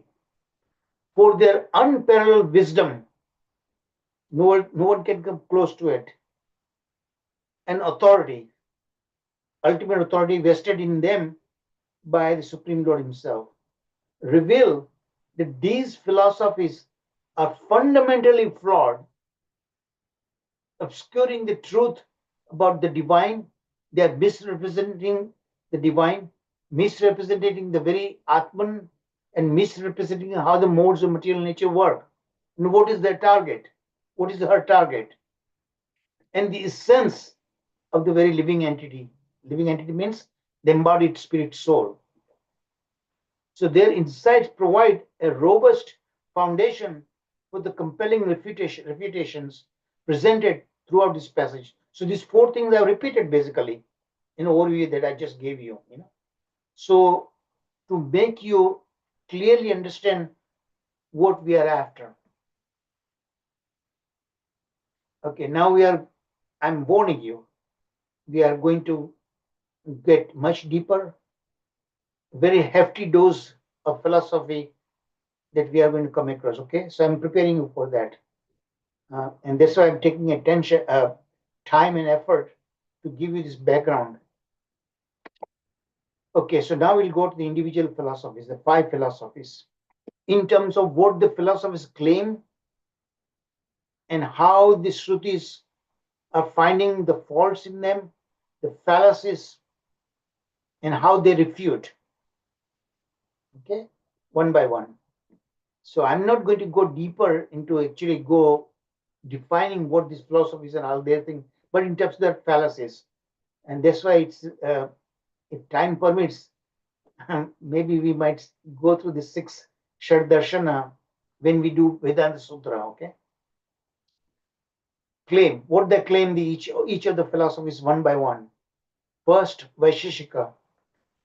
They are of the opinion, they prescribe their philosophy, their proposal that reality means the supreme, is made of distinct substances, dravya. Now see that right there, you can see the fallacy. Dravya means material things. How could material things be in supreme reality, ultimate reality? So they are saying that there's the distinct substances there. Dravya is Sanskrit word that is made of material elements, and their qualities, gunas. It categorizes all entities into specific categories such as atoms. So this Vaisheshika philosophy goes in much deeper. They are saying ultimately we are all made up atoms, molecules. So that's a reduction kind of philosophy. So you understand atoms, then you'll understand everything. But the fundamentally they go wrong. The soul has nothing to do with these atoms. In fact, the soul is something, matter is made of atoms. Soul is beyond matter. Science is all about that which is made up of atoms. And this is why science cannot understand spirituality. And yet, in my thesis, I give you the reasons, deep reasons, when you get to read my thesis, why that idea first struck in my mind some 10 years back. If the supreme being made Prakriti is coming from him, even though he is beyond that, so there must be some connection between the supreme and Prakriti, material world. Even though he is beyond material modes, but he is the one who created this cosmic. So there must be some connection. That was my first clue that occurred to me 10 years back. So even though conceptually you cannot expect to understand spirituality, it is totally beyond matter, and science is all about that which is made of the atoms. How can you reconcile? That was the first thing that occurred to me. Okay, getting back to here, I'm getting sidetracked. So Vaisheshiki is all about the reduction kind of approach. They break it down to atoms. That really is everything is made of distinct substances called dravya and their qualities, which are gunas, and it categorizes all entities into specific categories such as atoms, substance, and their attributes, suggesting that if we understand how the atom works, then we'll understand the reality. That is their fallacy. Arises from understanding these individual elements. This notion is fundamentally atomistic. They're coining the word atomistic. where everything in the universe can be explained through these basic building blocks. If we ever understand physics of how atom works, then we solve the mystery. Look at see how the fundamentally they are wrong, that the Shrutis are pointing out that the reality is beyond atoms, beyond matter. And that's what the Shrutis are refuting that. The Shrutis argue, so these things are expanded in the earlier slides I shared with you earlier, okay? So this is the most recent one, which came out just about 6-7 hours ago, about 7-8 hours ago. So you have to again go back and upload it again, download it again. The Shrutis argue that this perspective is overly reductionist. Reduction means everything, try to make it reduced to be able to understand, but then they don't over reduce it by focusing solely on material distinctions. Vaisheshiki overlook the transcendental unified nature of the Supreme. This I told you in simple words. Supreme is beyond atoms. And their approach is to understand atoms. And they hope everything will be clarified to understand the ultimate reality. Clear-cut fallacy is there. So that's what Shrutis are pointing out, that it's a reductionist thinking. The Shrutis assert that the true essence of the soul, just like a child, he's been given a toy, and child becomes curious how the toy works. So he just break apart each part of the toy. That is what called reduction theory. So the Shrutis assert that the true essence of the soul transcends physical categorization. There's nothing out physical when it comes to supreme reality, spirituality. And the atom, the living soul is spirituality. His body is made of atoms, but not his soul. Soul is whole spiritual entity and is inherently connected to the divine. So they jump into the divine. This understanding emphasizes that existence cannot be reduced to mere particles or quantities, dravya, atoms. So this is what Shrutis are pointing out correctly, but must recognize a more profound unified reality that integrates the material and spiritual. So this is the fallacy. So their hope that if somebody supreme made this prakriti made of all the atoms, so that must be coming from supreme also. How could supreme come up with something that it does not have? And that is the mystery, understanding the supreme. How the material world and supreme is beyond matter. How that thing came from it. That is the curiosity scientists have that. Okay, so that is the Vaisheshika philosophy. Without going into details about it, here focus is where they go wrong. So now you keep in mind, in short way, Vaisheshiki goes reducing everything to atoms, and their hope, if they understand how the atom functions, they will understand the spirituality of the Supreme. And that is next to impossible. Okay, when we go to the Nyaya philosophy means what? Their approach is logic. A is equal to B, B is equal to C, so the A must be equal to C. That's a simple logic. Okay.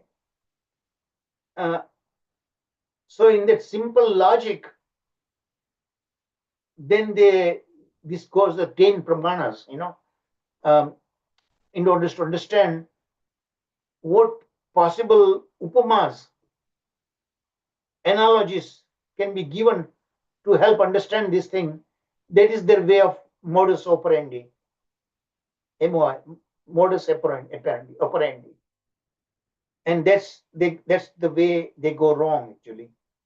So the claim, let's first study the claim. Nyaya based on logic, okay, but material logic. And spirituality is beyond material logic that they forget. Laws of matter doesn't work if you want to understand spirituality. Nyaya emphasizes logic and epistemology. What is epistemology? Epistemology, any word or phrase, how did it come in the first place? If you study epistemology, what is atom? What is matter? What is spirituality? If you understand that, then rest will become downhill. That's not the way it works. Asserting the liberation, moksha, particularly through the process of influence, anumana. So you derive the logic, A is equal to B, B is equal to C, the A must be equal to C, that logic, okay? It suggests that the ultimate goal is to destroy consciousness. Since they cannot understand consciousness and they try to understand, even the modern scientists, they're talking about conscious. Everything resides in the brain, material organ.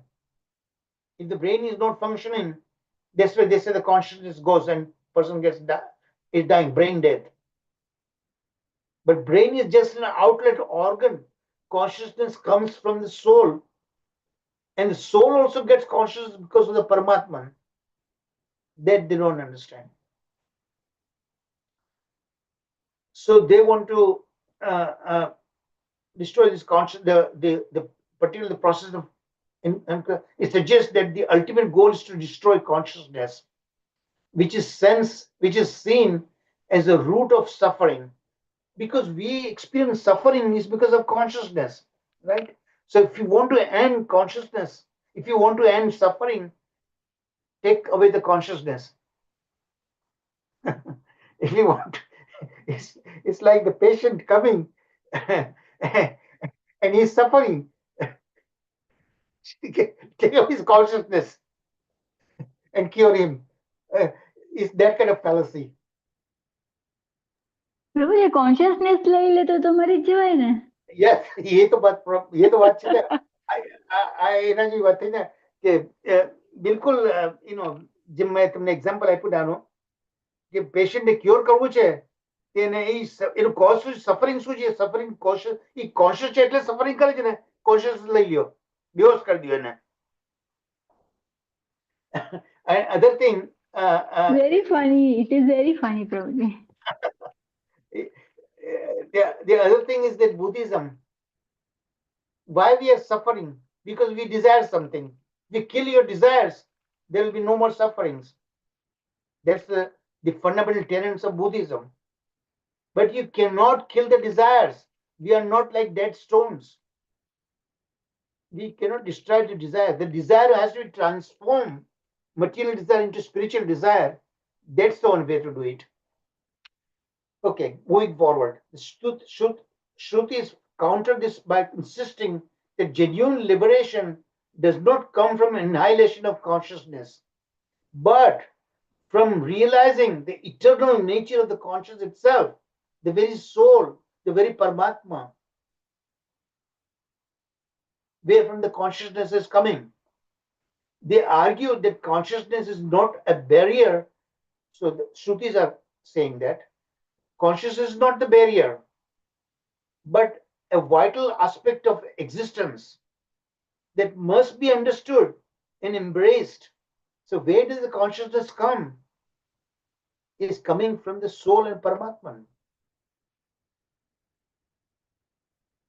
So the Nyaya school tragically misinterprets the role of consciousness, leading to a perspective that ignores the Atman's inherent awareness. They don't even accept the Atmans, the scientist, because they cannot demonstrate, they cannot prove it, because it's made of non-material elements. And science is all about material elements. That's the problem. And that's the precise problem on which I've developed my hypothesis. Okay. So you understood this so far, this part. Let me continue the other philosophies. Then I'll stop again to take your questions, okay? The Sankhya philosophy. What is Sankhya philosophy? The name Sankhya in Sanskrit means number. There are 24, 25 elements are there. And the Purusha, Prakriti, I described you before also. So Sankhya proposes a dualistic framework where liberation is attained by understanding the distinction between Purusha and Prakriti. Purusha, there are two kinds of Purusha, okay? We are also Purusha, limited. And then there is a Vishesha Purusha who is beyond time and space, the Supreme Being. And then there's a Prakriti, material nature, made of these three gunas by which we are being controlled. It teaches that true knowledge involves recognizing that the Atman is separate from material qualities, which are seen as the cause of bondage. So the emphasis on the detachment from the material world to achieve liberation, that is Sankhya philosophy. Okay. If we understand that, then we become free. So where the refutation comes, Shrutis criticize Sankhya's separation of consciousness from activity.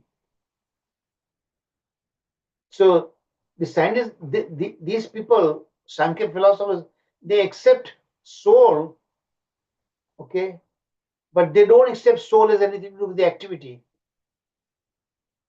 They think the activity is done by these senses, material senses, and this physical body. So far, they're good, they're right. But they don't understand that it is the soul with its consciousness is there. The senses are working, hands and legs, eyes, ears, they work. If there's no consciousness in the body, none of these elements can work.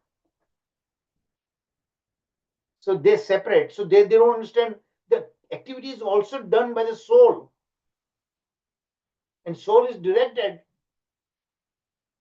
how to perform the action karma by the super soul. So that's what the Shrutis are pointing out. They assert that Atman is not just a passive observer, but it is intrinsically involved in the world, engaging with its surroundings. Senses are there to perceive the surroundings. The soul is the one who is going to understand, perceive the world, and then the resultant karmas that he directs his body to perform is also because of that. So this view highlights that the essence of the soul includes both consciousness and action. So this action, the karmas, we are going to revisit the last one, Jaiminish's karma mimamsha. Okay, that's all, but that's a ritualistic karma. We'll visit that. So you understand that Sankhya philosophy where the fallacy lies and how the Shrutis refute the reason behind it, the seed cause of it. Now comes to Patanjali Rishi's yoga philosophy. Now, Patanjali's yoga philosophy is a really very, very smart thing coming up, But here the problem, the issue is pointing out that you need to understand that, okay? Patanjali Yoga outlines a systematic approach to spiritual practice, emphasizing meditation, sitting postures, the asanas, and the breathing exercises through pranayama, all these things to control the mind. We are going to visit this when we do this Bhikshu Gita, okay? Ultimately, everything is in the mind, So what the Shrutis are pointing out, that these are all kind of physical exercises. Okay. The ethical discipline, it suggests that through the discipline practice, one can control the mind and the senses, ultimately achieving union with the Brahman. Actually, the yoga system, Ashtanga Yoga, is to realize the soul, actually, Paramatma, that many people miss that. And inward, your mind inwardly, where the Paramatma is located in the heart. And here, I read the Brahman realization. My understanding is Paramatma realization, okay? Anyway, that's besides the point. So what their goal is to control the mind and senses in such a way that they tend to treat spiritual realization in their samadhi state. Samadhi means trance, okay? And that's how they get clues about supreme reality. But based on all these physical exercises, physical sitting postures, breathing exercises, and mental control. And that's what the refutation comes by the Shrutis. They argue that the mechanistic approach diminishes the spiritual journey to a mere set of techniques. That's not how you're going to understand the Supreme. Neglecting the relational and experiential aspects of spirituality. Let me repeat again. Then neglecting the rational way of understanding something is lost. And experiential, you cannot experience the Supreme Being that way. They contend that true liberation is an awakening to the divine presence. Now, here I have a little bit kind of mixed feelings about that, okay? The yoga system, the yogis, through the control mechanism, and when they actually go in trance, they can visit different worlds, you know, and they can visualize the Supreme Being in their heart, the super soul realization. But here they are paying attention on Brahman realization, which is not possible by this manner only. You have to go beyond than that, you know. So this is a word of caution to you. I have a little mixed understanding of this particular thing. The Patanjali's Ashtanga Yoga, it has some value, but here the Shrutis are pointing out that it's based on physical aspect of it, and that's not right. You're not going to understand the Supreme by physical activities. The Shrutis emphasize that the spiritual path is deeply rational, involving love and devotion toward the divine, which cannot be limited to mere physical and mental exercises. So, Bhaktya Bham Abhijanati, Krishna says, unless there's a devotional aspect of it, if you bias devotion, then you cannot really fully understand who Krishna really is. Okay, so last one now, Purva Mimamsha, and that is the based on that is the one developed by Gemini Rishi. So there he's talking about perform karma, just enjoy karma, and that is ritualistic karma. Okay, perform yajnas and everything like that. Purva Mimamsha focuses on performance of rituals and the significance of karma action. Right, but that Shrutis are pointing out, at best you can go to higher planetary system. Gemini Rishi says that enjoy the doing the karma, there's nothing beyond that. And masti karo. You know, that's what the Gemini Rishi said that. That's a typical karma yoga, not karma yoga, actually it's karma kanda, you know. In achieving higher state of existence, you have to link your karmas through action for the Supreme Lord. Then becomes karma yoga, linking through your karma. And karma means bhakti, you know. So it posits that the ultimate goal is to perform actions correctly to secure favorable outcomes. When say correctly means you follow Vedic injunction. And so you don't perform weak karmas. You just do good karmas according to Vedic injunctions, and then you enjoy the best in this world, and after this world you enjoy the heavenly planets. That's all it is, you know. But that you cannot understand Supreme Being because the ultimate heavenly plans also gets destroyed in time.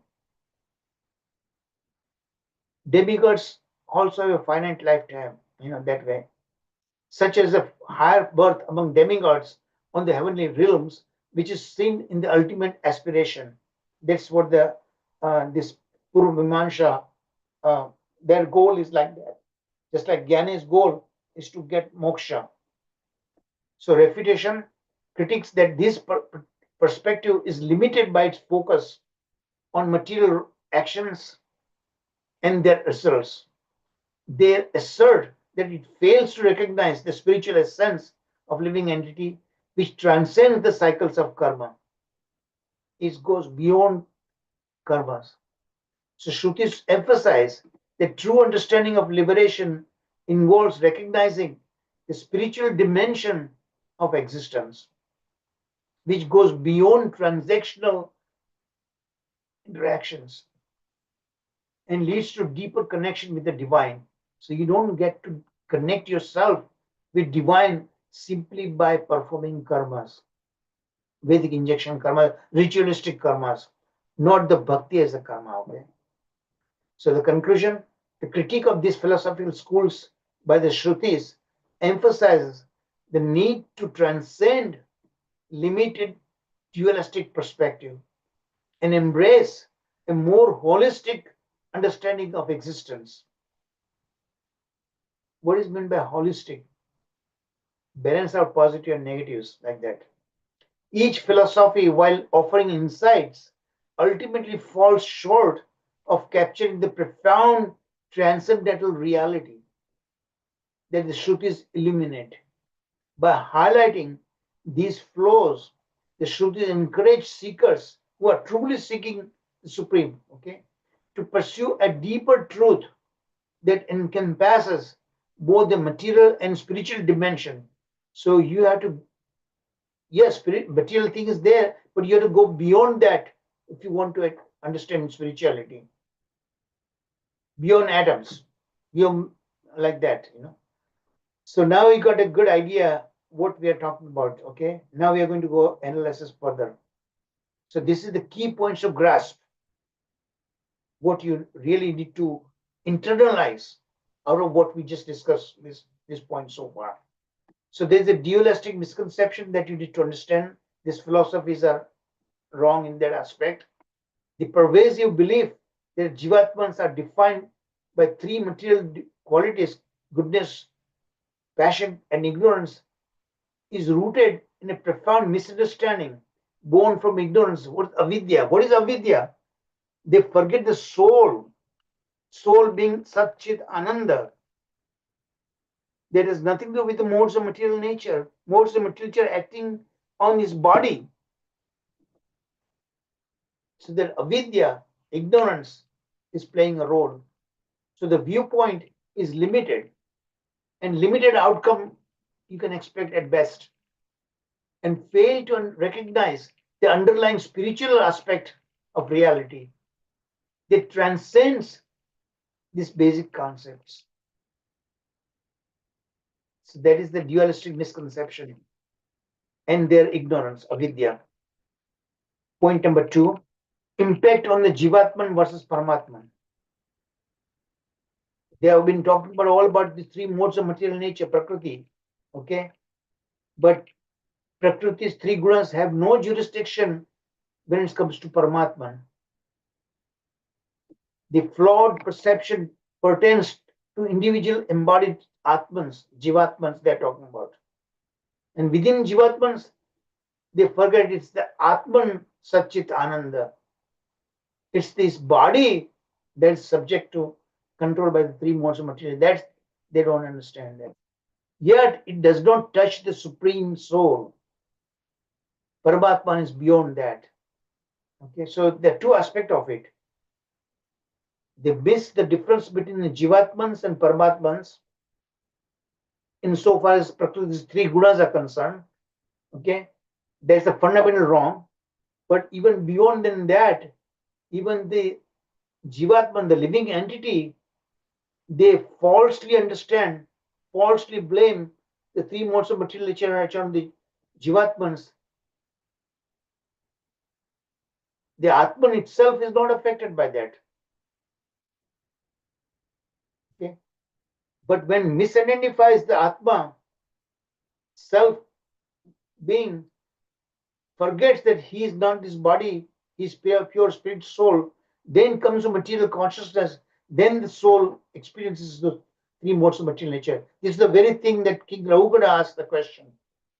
If the soul has nothing to do, why we feel the pain? We means we spirit soul.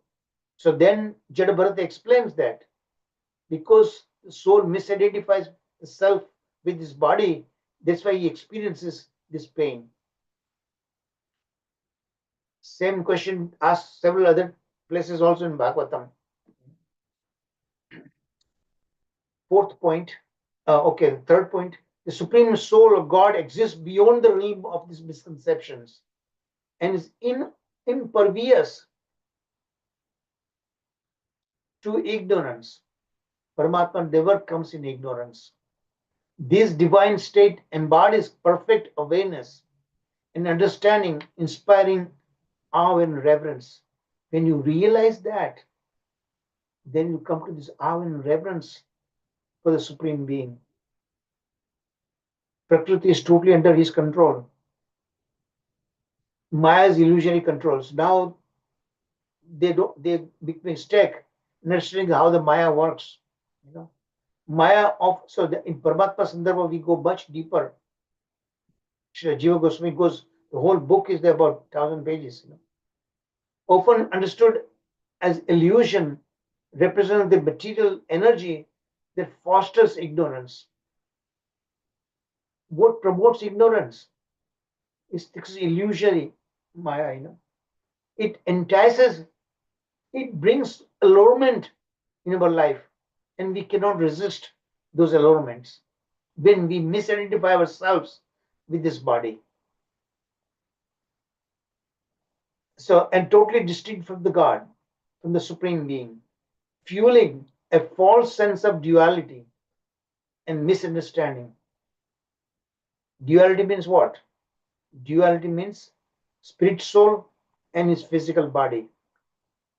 However, this illusion is under the sovereign control of Paramatman, who wields the power to dispel it at will.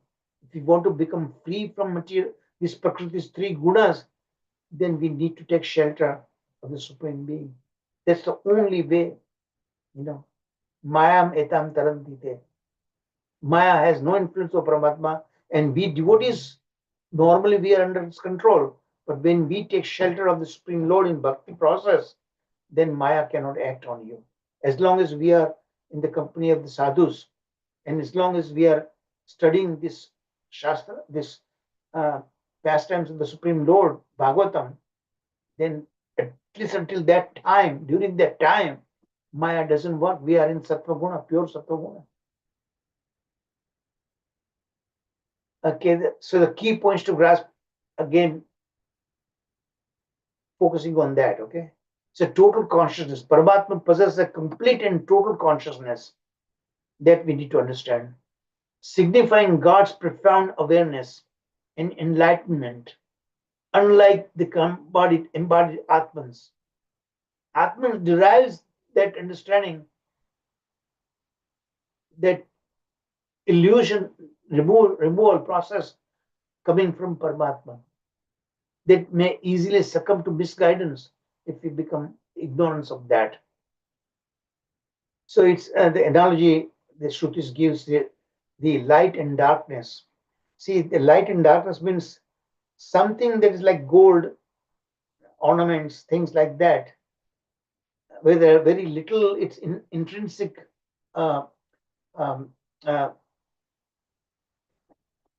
intrinsic kind of light itself.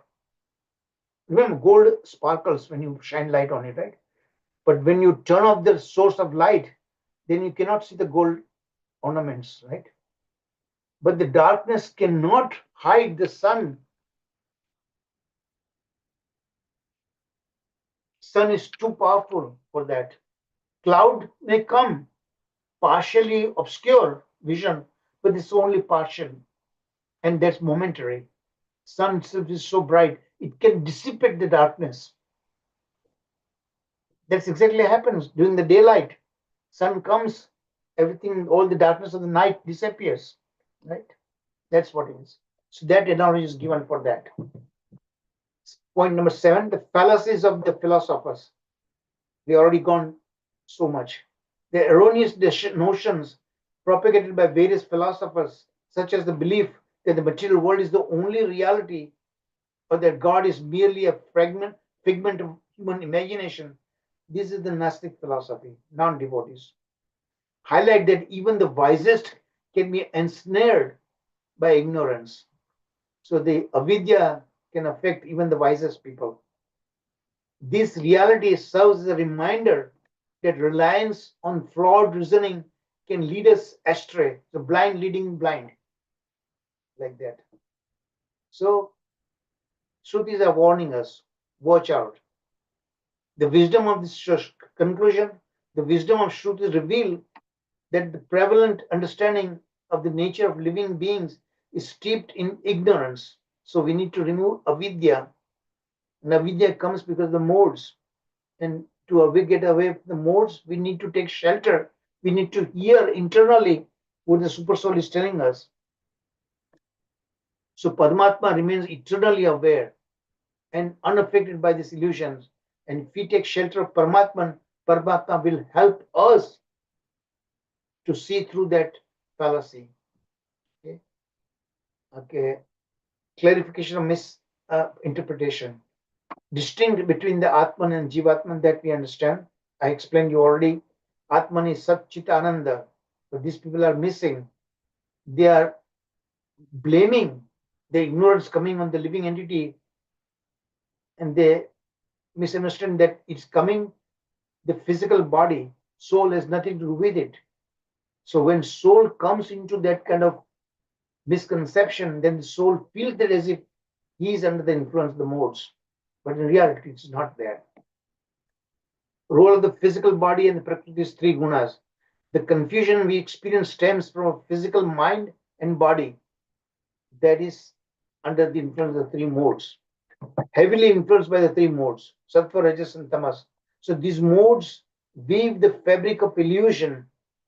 They create a cloud of illusion and blinding our vision and ignorance that shrouds the embodied individual's Atman. But in reality, it is not like that, So Jivatman, you have to see from this pure, you have to understand that Jivatman means is soul and the body.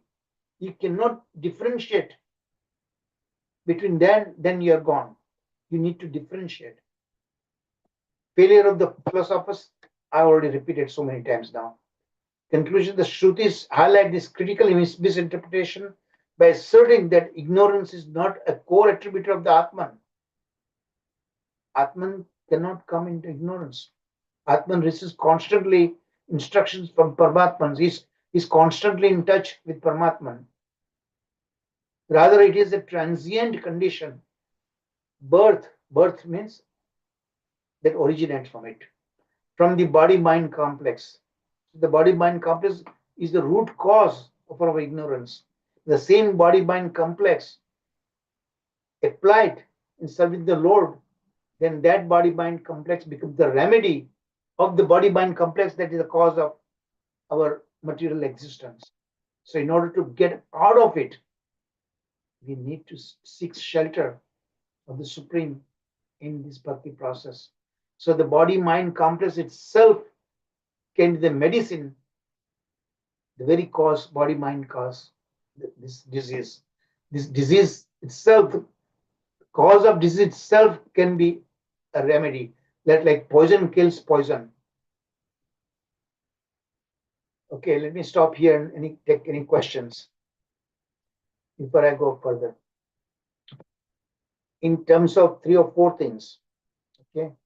First, where do these philosophies go wrong? How do they go wrong? What specific way you can remove this ignorance? These points must be clear in your mind. Okay, so let me stop here few minutes before I go further, because the rest of the verses are straightforward. I can finish in 10 minutes. But this, I want to make sure you understand this verse 25 in clearest possible term.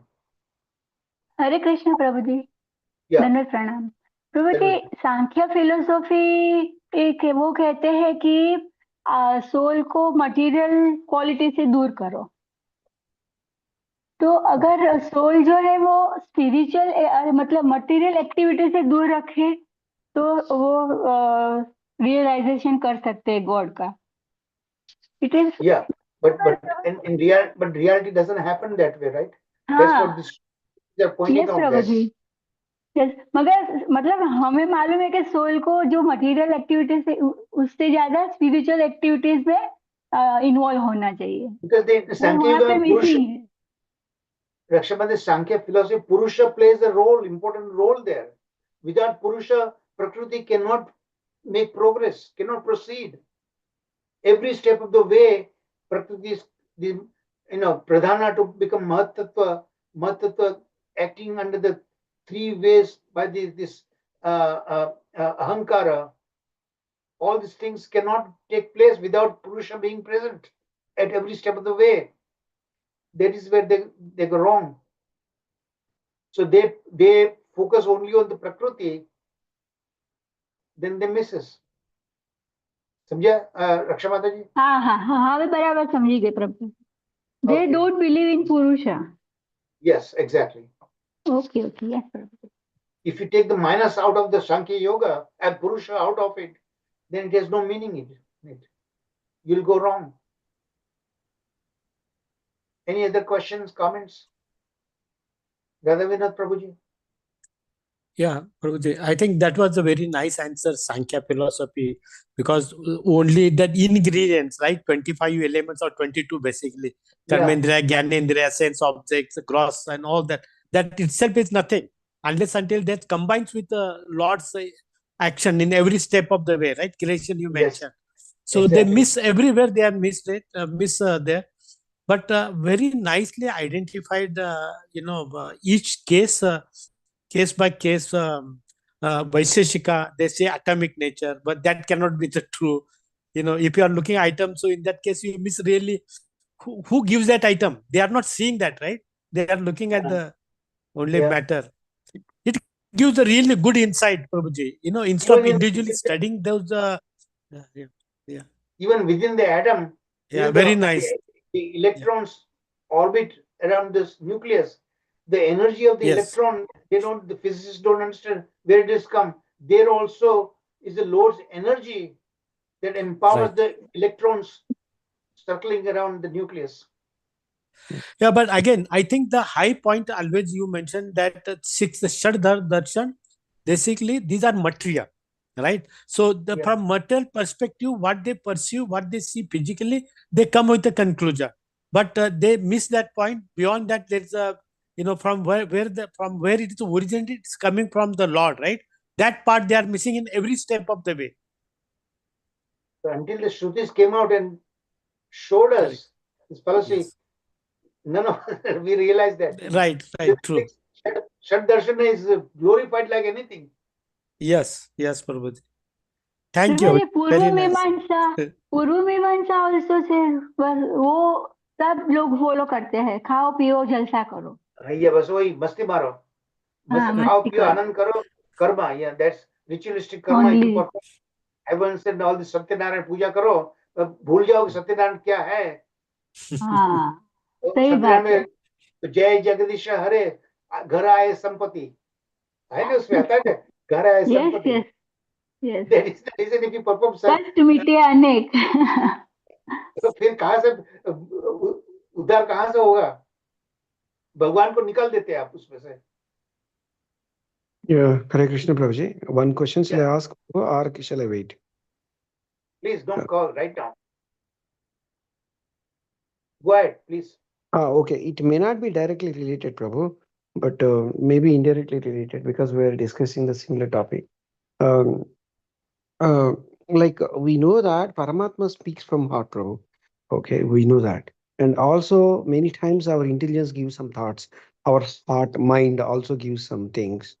But how do you understand that this is coming from Paramatma? This is coming from my mind or intelligence, Prabhu.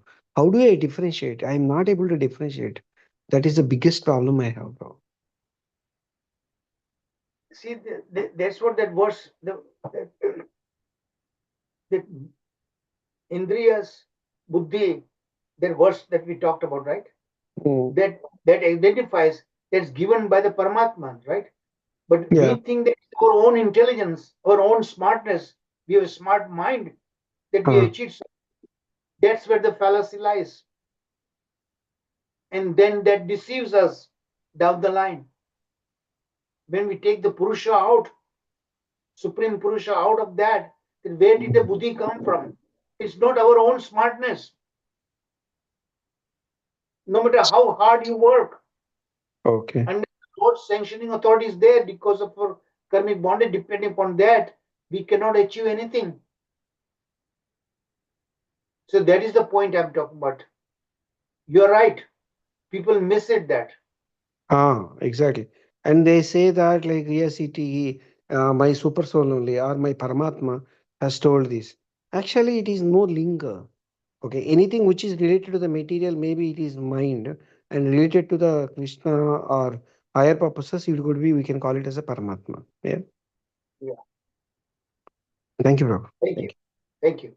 Thank you. Thank you. Any other question before I go forward? Verse 26. Now it's all downhill, okay? So, verse 26, understanding the nature of reality. What's its fundamental nature? The three modes of material nature and spiritual reality. The material world is governed by the three modes: sattva, rajas, and tamas. While material phenomena may appear robustly real, they are merely reflection of a much deeper spiritual reality shaped by our mental perceptions. Yes, Prasad Prabhu was just talking about, right? This particular element comes into play. Prasad Prabhu, did you notice that? This is what you're asking. Oh, yes, bro. Correct, correct. Yes, yes, yes. Understood, bro. The philosophical insight: reality is intricately layered.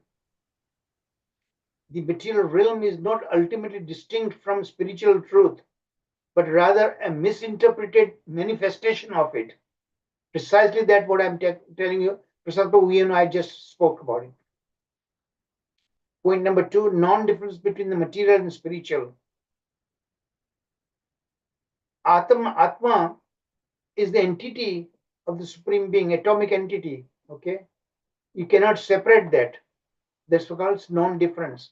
So those who truly grasp the Supreme Self understand that material creation passes its own reality through its connection to the Self.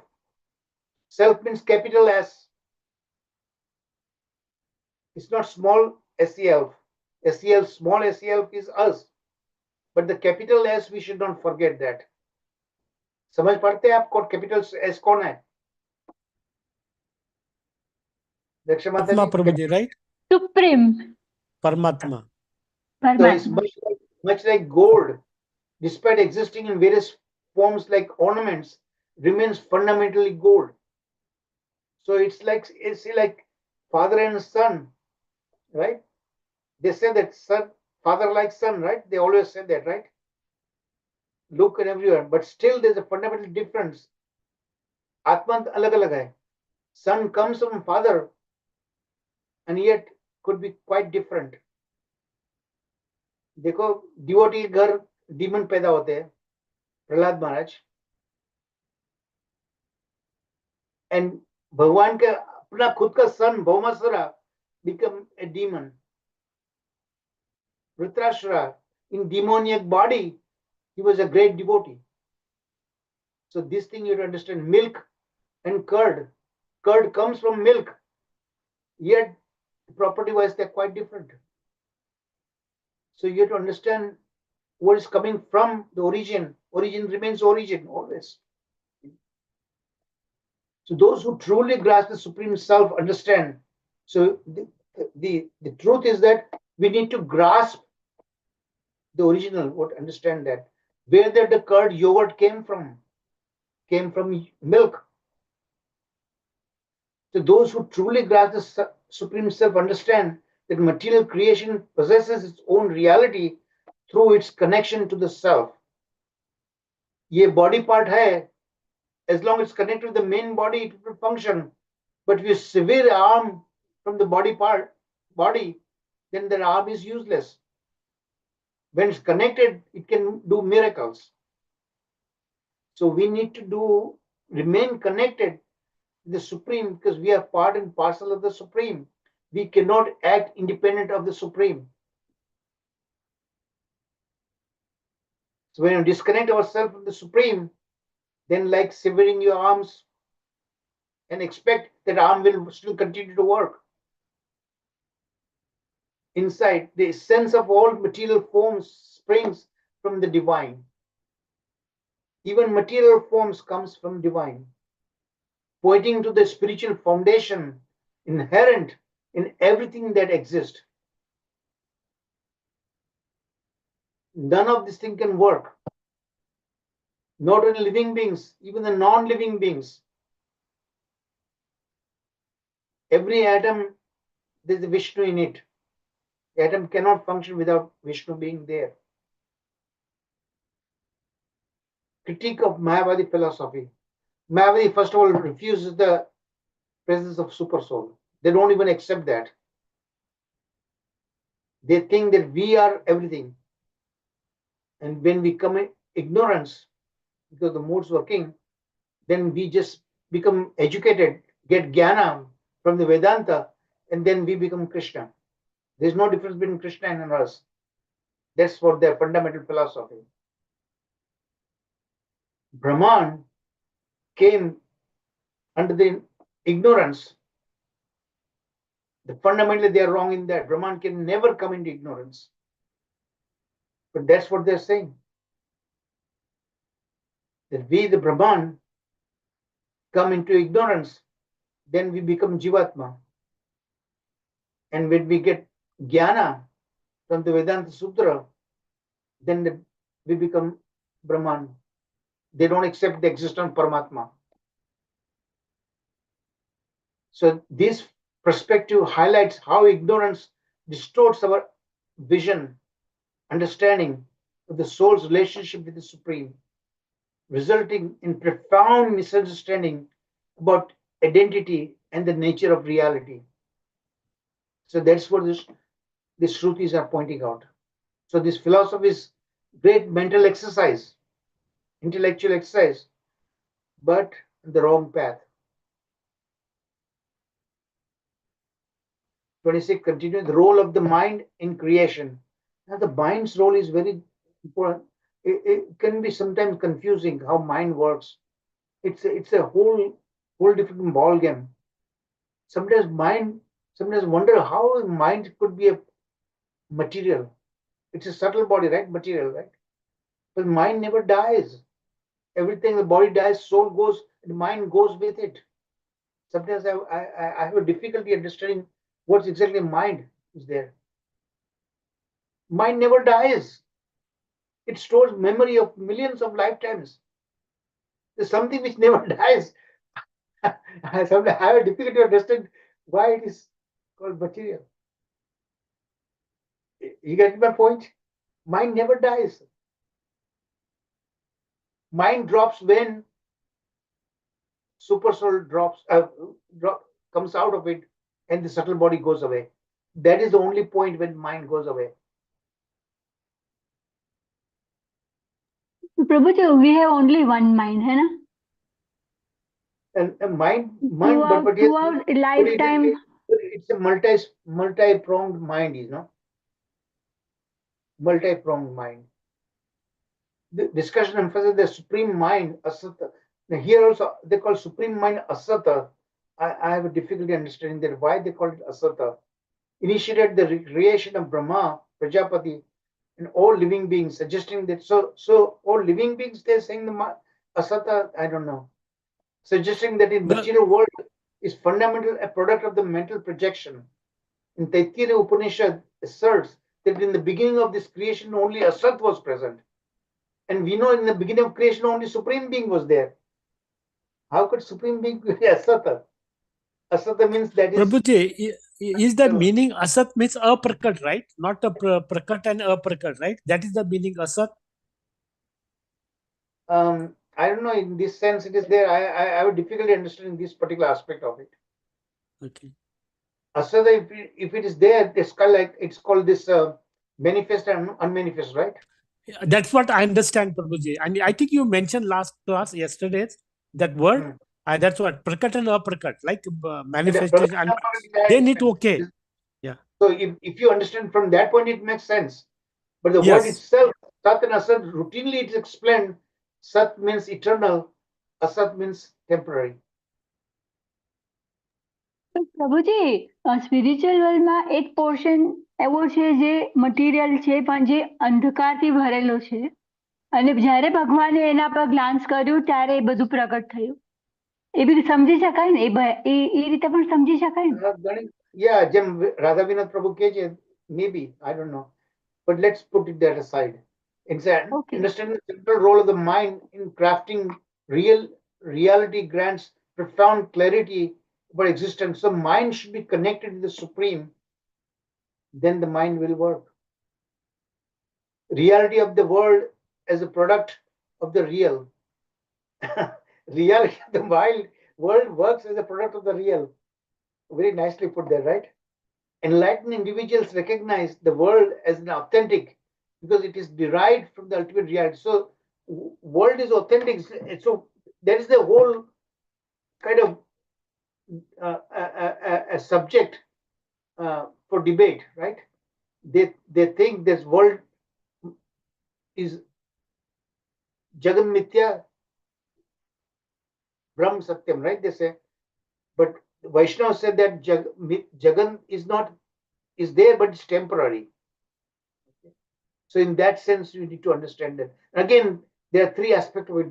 In one of the course we discussed about Vyavaharik was Loka, So that means it is something that if you connect with the Supreme, it's not that kind of always there. It creates, maintains for some times, and then destroyed, and then recreated again, perpetually, again and again. So that aspect of we need to understand this material world. Transcendental knowledge and liberation. Genuine knowledge, jnana. Now, this is not a speculative knowledge. This is something knowledge coming straight from the Supreme, okay, downwards in disciplic succession. That jnana we are talking about now liberates individuals from the deceptive narrative of material existence, enabling them. So this jnana we are talking about, Bhagavad Tattva Vijnanam, to perceive the divine presence, Bhagavan Shri Krishna, the science of Krishna. And that, what is its property? Vidyate Hriday Granthis, it breaks the tight knot of matter and spirit. Chindyate Sarva Samshaya, removes all the misgivings. And Kshiyate Chastra Karmani, it shatters the karmic bondage. Conclusion, Visitis commentary elucidates vital Vedantic principles regarding the essence of reality, the interplay between the material and spiritual realms. Okay. Text 27, devotees who embrace you as the ultimate. So this is again coming to the bhakti platform. Shrutis are saying all this ignorance can be removed if you come to the bhakti platform. Bhakti has to be the supreme goal. And then comes another verse, comes Guru Bhakti. You need to learn bhakti process from a realized, self-realized soul, Guru. That is given in the next verse. Guru Bhakti comes in there. So this is a continuing verse 27. So all this different philosophies, they are given different words, okay? And depending upon how it is expressed, like this Asata Utpadivada, misguides follows into the false belief that material exercises can yield realization of Brahman. This is Patanjali's yoga. Actually, here it should be Paramatma. Shad Vinasavada. Vinasavada means destroying everything. Erroneously asserts that consciousness can be extinguished. It can never be extinguished that way. Sagunatva, Vedavada. Sankhya philosophy also consider that, and this gives the quality of it. Incorrectly claims that liberation is found in a detachment from qualities. Vipanavada, that's the Mimamsha advocates the mistaken notion that eternal bondage to karma. Karma is not everything. This Purva Mimamsha. And Mayavadis Vivartavada declares the material realm to be merely an illusion. Material world is real in the sense it's there, but it's temporary. That's the Vaishnava. So then we'll come to Vaishnava philosophy, as opposed to these 5 fallacy-bound philosophies. Vaishnava philosophy eloquently articulates Paricharyavada. Paricharya means bhakti. The philosophy of devotional service is the ultimate truth. It powerfully conveys that Jivatman is the minute spiritual fragment of the Paramatman, inherently dependent and liberated from material impurities. So we become free from material existence, material impurities, only by remaining in touch, close touch with Paramatma. Be receptive what Paramatma is advising us to do. Devi Esha Gudamai Mama Maya Dhrutya. Krishna himself says that this energy of mind is extremely difficult, beyond your control. Your own control, you cannot become free. Only to Mam Eva Prapadnyanti. If you surrender to me, Sharanagati, then you very easily go across this Maya, my Maya. 27 Supremacy of Bhakti, again, same thing is talking about here. So that Jnana through Bhakti, you don't need to make extra independent effort to get Jnana. Bhakti itself gives Jnana. In fact, Bhakti is the mother of Jnana and Vairagya. Both Jnana and Vairagya derives from Bhakti. That's the main point is given here with verse from Svetasvatara Upanishads. Supremest Bhakti, Vedic philosophy, purification through love. And again, these 3 Upanishads, they are giving this particular information. The Shrutis continue, therefore, those who have manifested love, Suhridam Prema, for you, their Shrutis are saying that these living entities, if they come into devotional platform, take shelter of your lotus feet, then they become free, they become pure. Otherwise, they cannot. Realization of the Lord's glory, serving the Lord with heartfelt devotion, brings about profound realization of His divine glory. Liberating the devotees from sorrow and the fear of death. So that's how Parikshit Maharaj, when he totally done hearing Bhagavatam from Sukadeva Goswami, because he was afraid of that, this snake will come and bite him with tremendous fire. But when after hearing, he says that I'm not at all afraid of death anymore. So Takshaka Naga did actually come. There was a rishi who was trying to stop him, but he was bribed then by Takshaka, and actually came disguised and then came very near to Parikshit Maharaj and then bit him. But that time Parikshit Maharaj was already in a deep trance in union with the Supreme. So basically, Takshaka beat him only the dead body of that Parikshit Maharaj. So all the fear was gone. So that's a lesson for us. If we continue hearing Bhagavatam, fear of unknown, fear of death, fear of catastrophes, all these things will disappear from your heart because you know the Supreme Being is constantly behind you. All right, I'll stop here. The concluding verses are there actually. So sorry I took more time. Haribol, any questions, comments?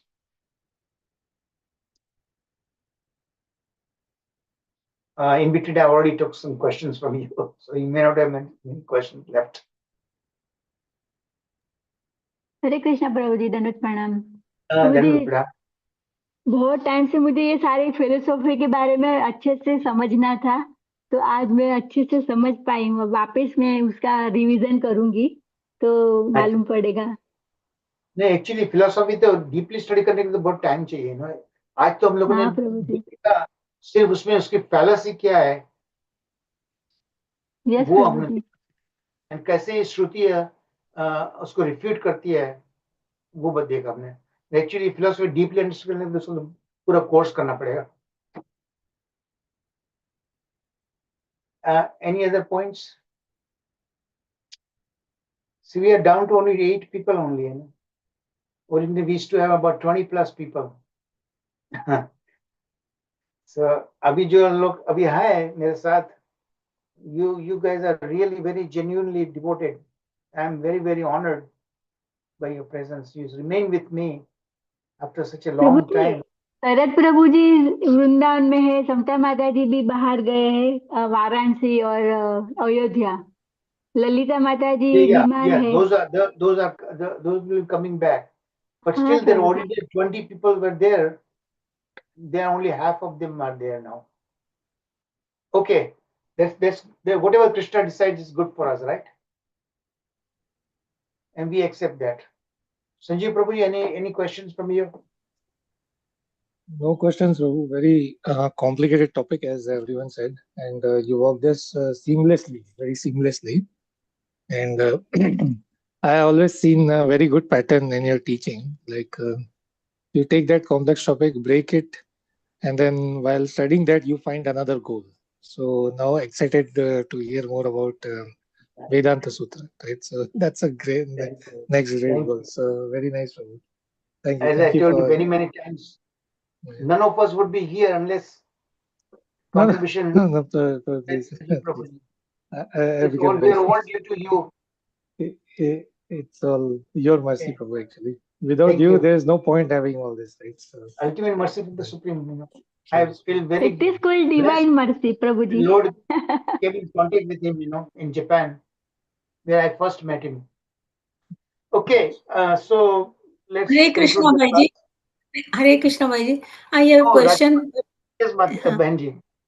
Yeah, it Boliye. is out of this topic. My question is Gyan, is knowledge of Vedas must for bhakti? समझा नहीं आपकी बात, क्या कह रही है आप? भक्ति, हमें हाँ, भक्ति भक्ति, yes. करने, Yeah. भक्ति के लिए वो मैं पूछना चाह रही थी कि भक्ति के लिए ज्ञान हाँ। होना, वेदों का ज्ञान होना ये जरूरी है क्या? नहीं, भक्ति खुद ज्ञान देती है। आपने देखा ना, एक स्लाइड में आया है। हाँ, जो क्योंकि मैं भक्ति से yes, खुद ज्ञान की जो जरूरी है, हमें जानना जरूरी है, भगवत तत्व विज्ञानम, वो भगवान हाँ की जी, तरफ से आता है। यस, जैसे कबीर जी बिल्कुल अनपढ़ थे तो उनका वो बहुत टॉप पे थे भक्ति में। देखो, gopis, Braj gopis, they did not learn Vedas and everything by yes, Sri they learned what is to be learned essentially, that came from Bhagavan. भगवान। Yeah. सो हम जैसे हम ये करते हैं, जपा वगैरह करते हैं हाँ। भगवान के लिए, और फिर हम अगर हम जपा करते हैं वेद या ये जो भागवत वगैरह, अगर ये सब चीजें हम नहीं करें तो हम कैसे प्रोग्रेस नहीं कर सकते ना, आई थिंक। नहीं, सुनने से क्या है कि आप अच्छी तरह से आगे बढ़ सकते हैं। भगवान की कथाएं सुनने से ये जो ज्ञान है वो सुनने से it is helpful, but that jnana is different than the intellectual things, you know, that we are talking about. So all these things, even intellectual, will automatically be given to the devotee what is to be needed by him to come to him. Dadami buddhi yogam tam mama yena upayanti te, by which they can come to me. That knowledge is what we need. Okay, yes भाई Not जी। necessarily intellectual kind of, you know, what we are, the deep philosophy, understanding everything इसकी कोई जरूरत नहीं है। भगवान की भक्ति आने से, वो भक्ति ज्ञान आने से सब कुछ मिल जाता है। ऑटोमेटिक वैराग्य भी उसी से प्राप्त होता है, अपनी ओर से यस कुछ नहीं हो सकता। Yes yes. लेकिन भक्ति भक्ति भी हम लगातार, जैसे हम सपोज कोई जपा करता, ज्यादा टाइम जपा नहीं कर सकता, क्योंकि उसको कोई बात वो नहीं। तो होगा नहीं। लेकिन हम बीच बीच में ये जो भागवत पढ़े या कुछ और चीज पढ़े, तो हमें थोड़ा सा इंटरेस्ट क्रिएट होता है। या क्यों भगवान की कथा सुनने से ये ऑटोमेटिक ये इंटरेस्ट आ जाता है। ये सब everything is connected with that. There are 64 अंगास of bhakti in Bhakti Rasamrita Sindhu. We learn 64 जी angas, right? Out of 64, the 5 most important, which are there? Raksha Mata ji, आपने तो भक्ति शास्त्र किया है ना? What are the 5 most? Let's ना Yes, time is up. association of devotee, chanting the holy name, reading the scriptures, and eating the prasadam. Very good. Okay. Thank you. Thank DT thank you Seva, माता। DT Seva is out there, right? Thank you And माता DT ji. Seva. Yes, yes, Prabhuji. So these are the 5 most things that even out of 5 and 1 if you can do Benji, that is also जी well and good. जी जी जो जी भाई जी। हमसे हो सकता है वो करना है, you know. Yes yes yes भक्तों का संग करने से सब कुछ मिल जाता है।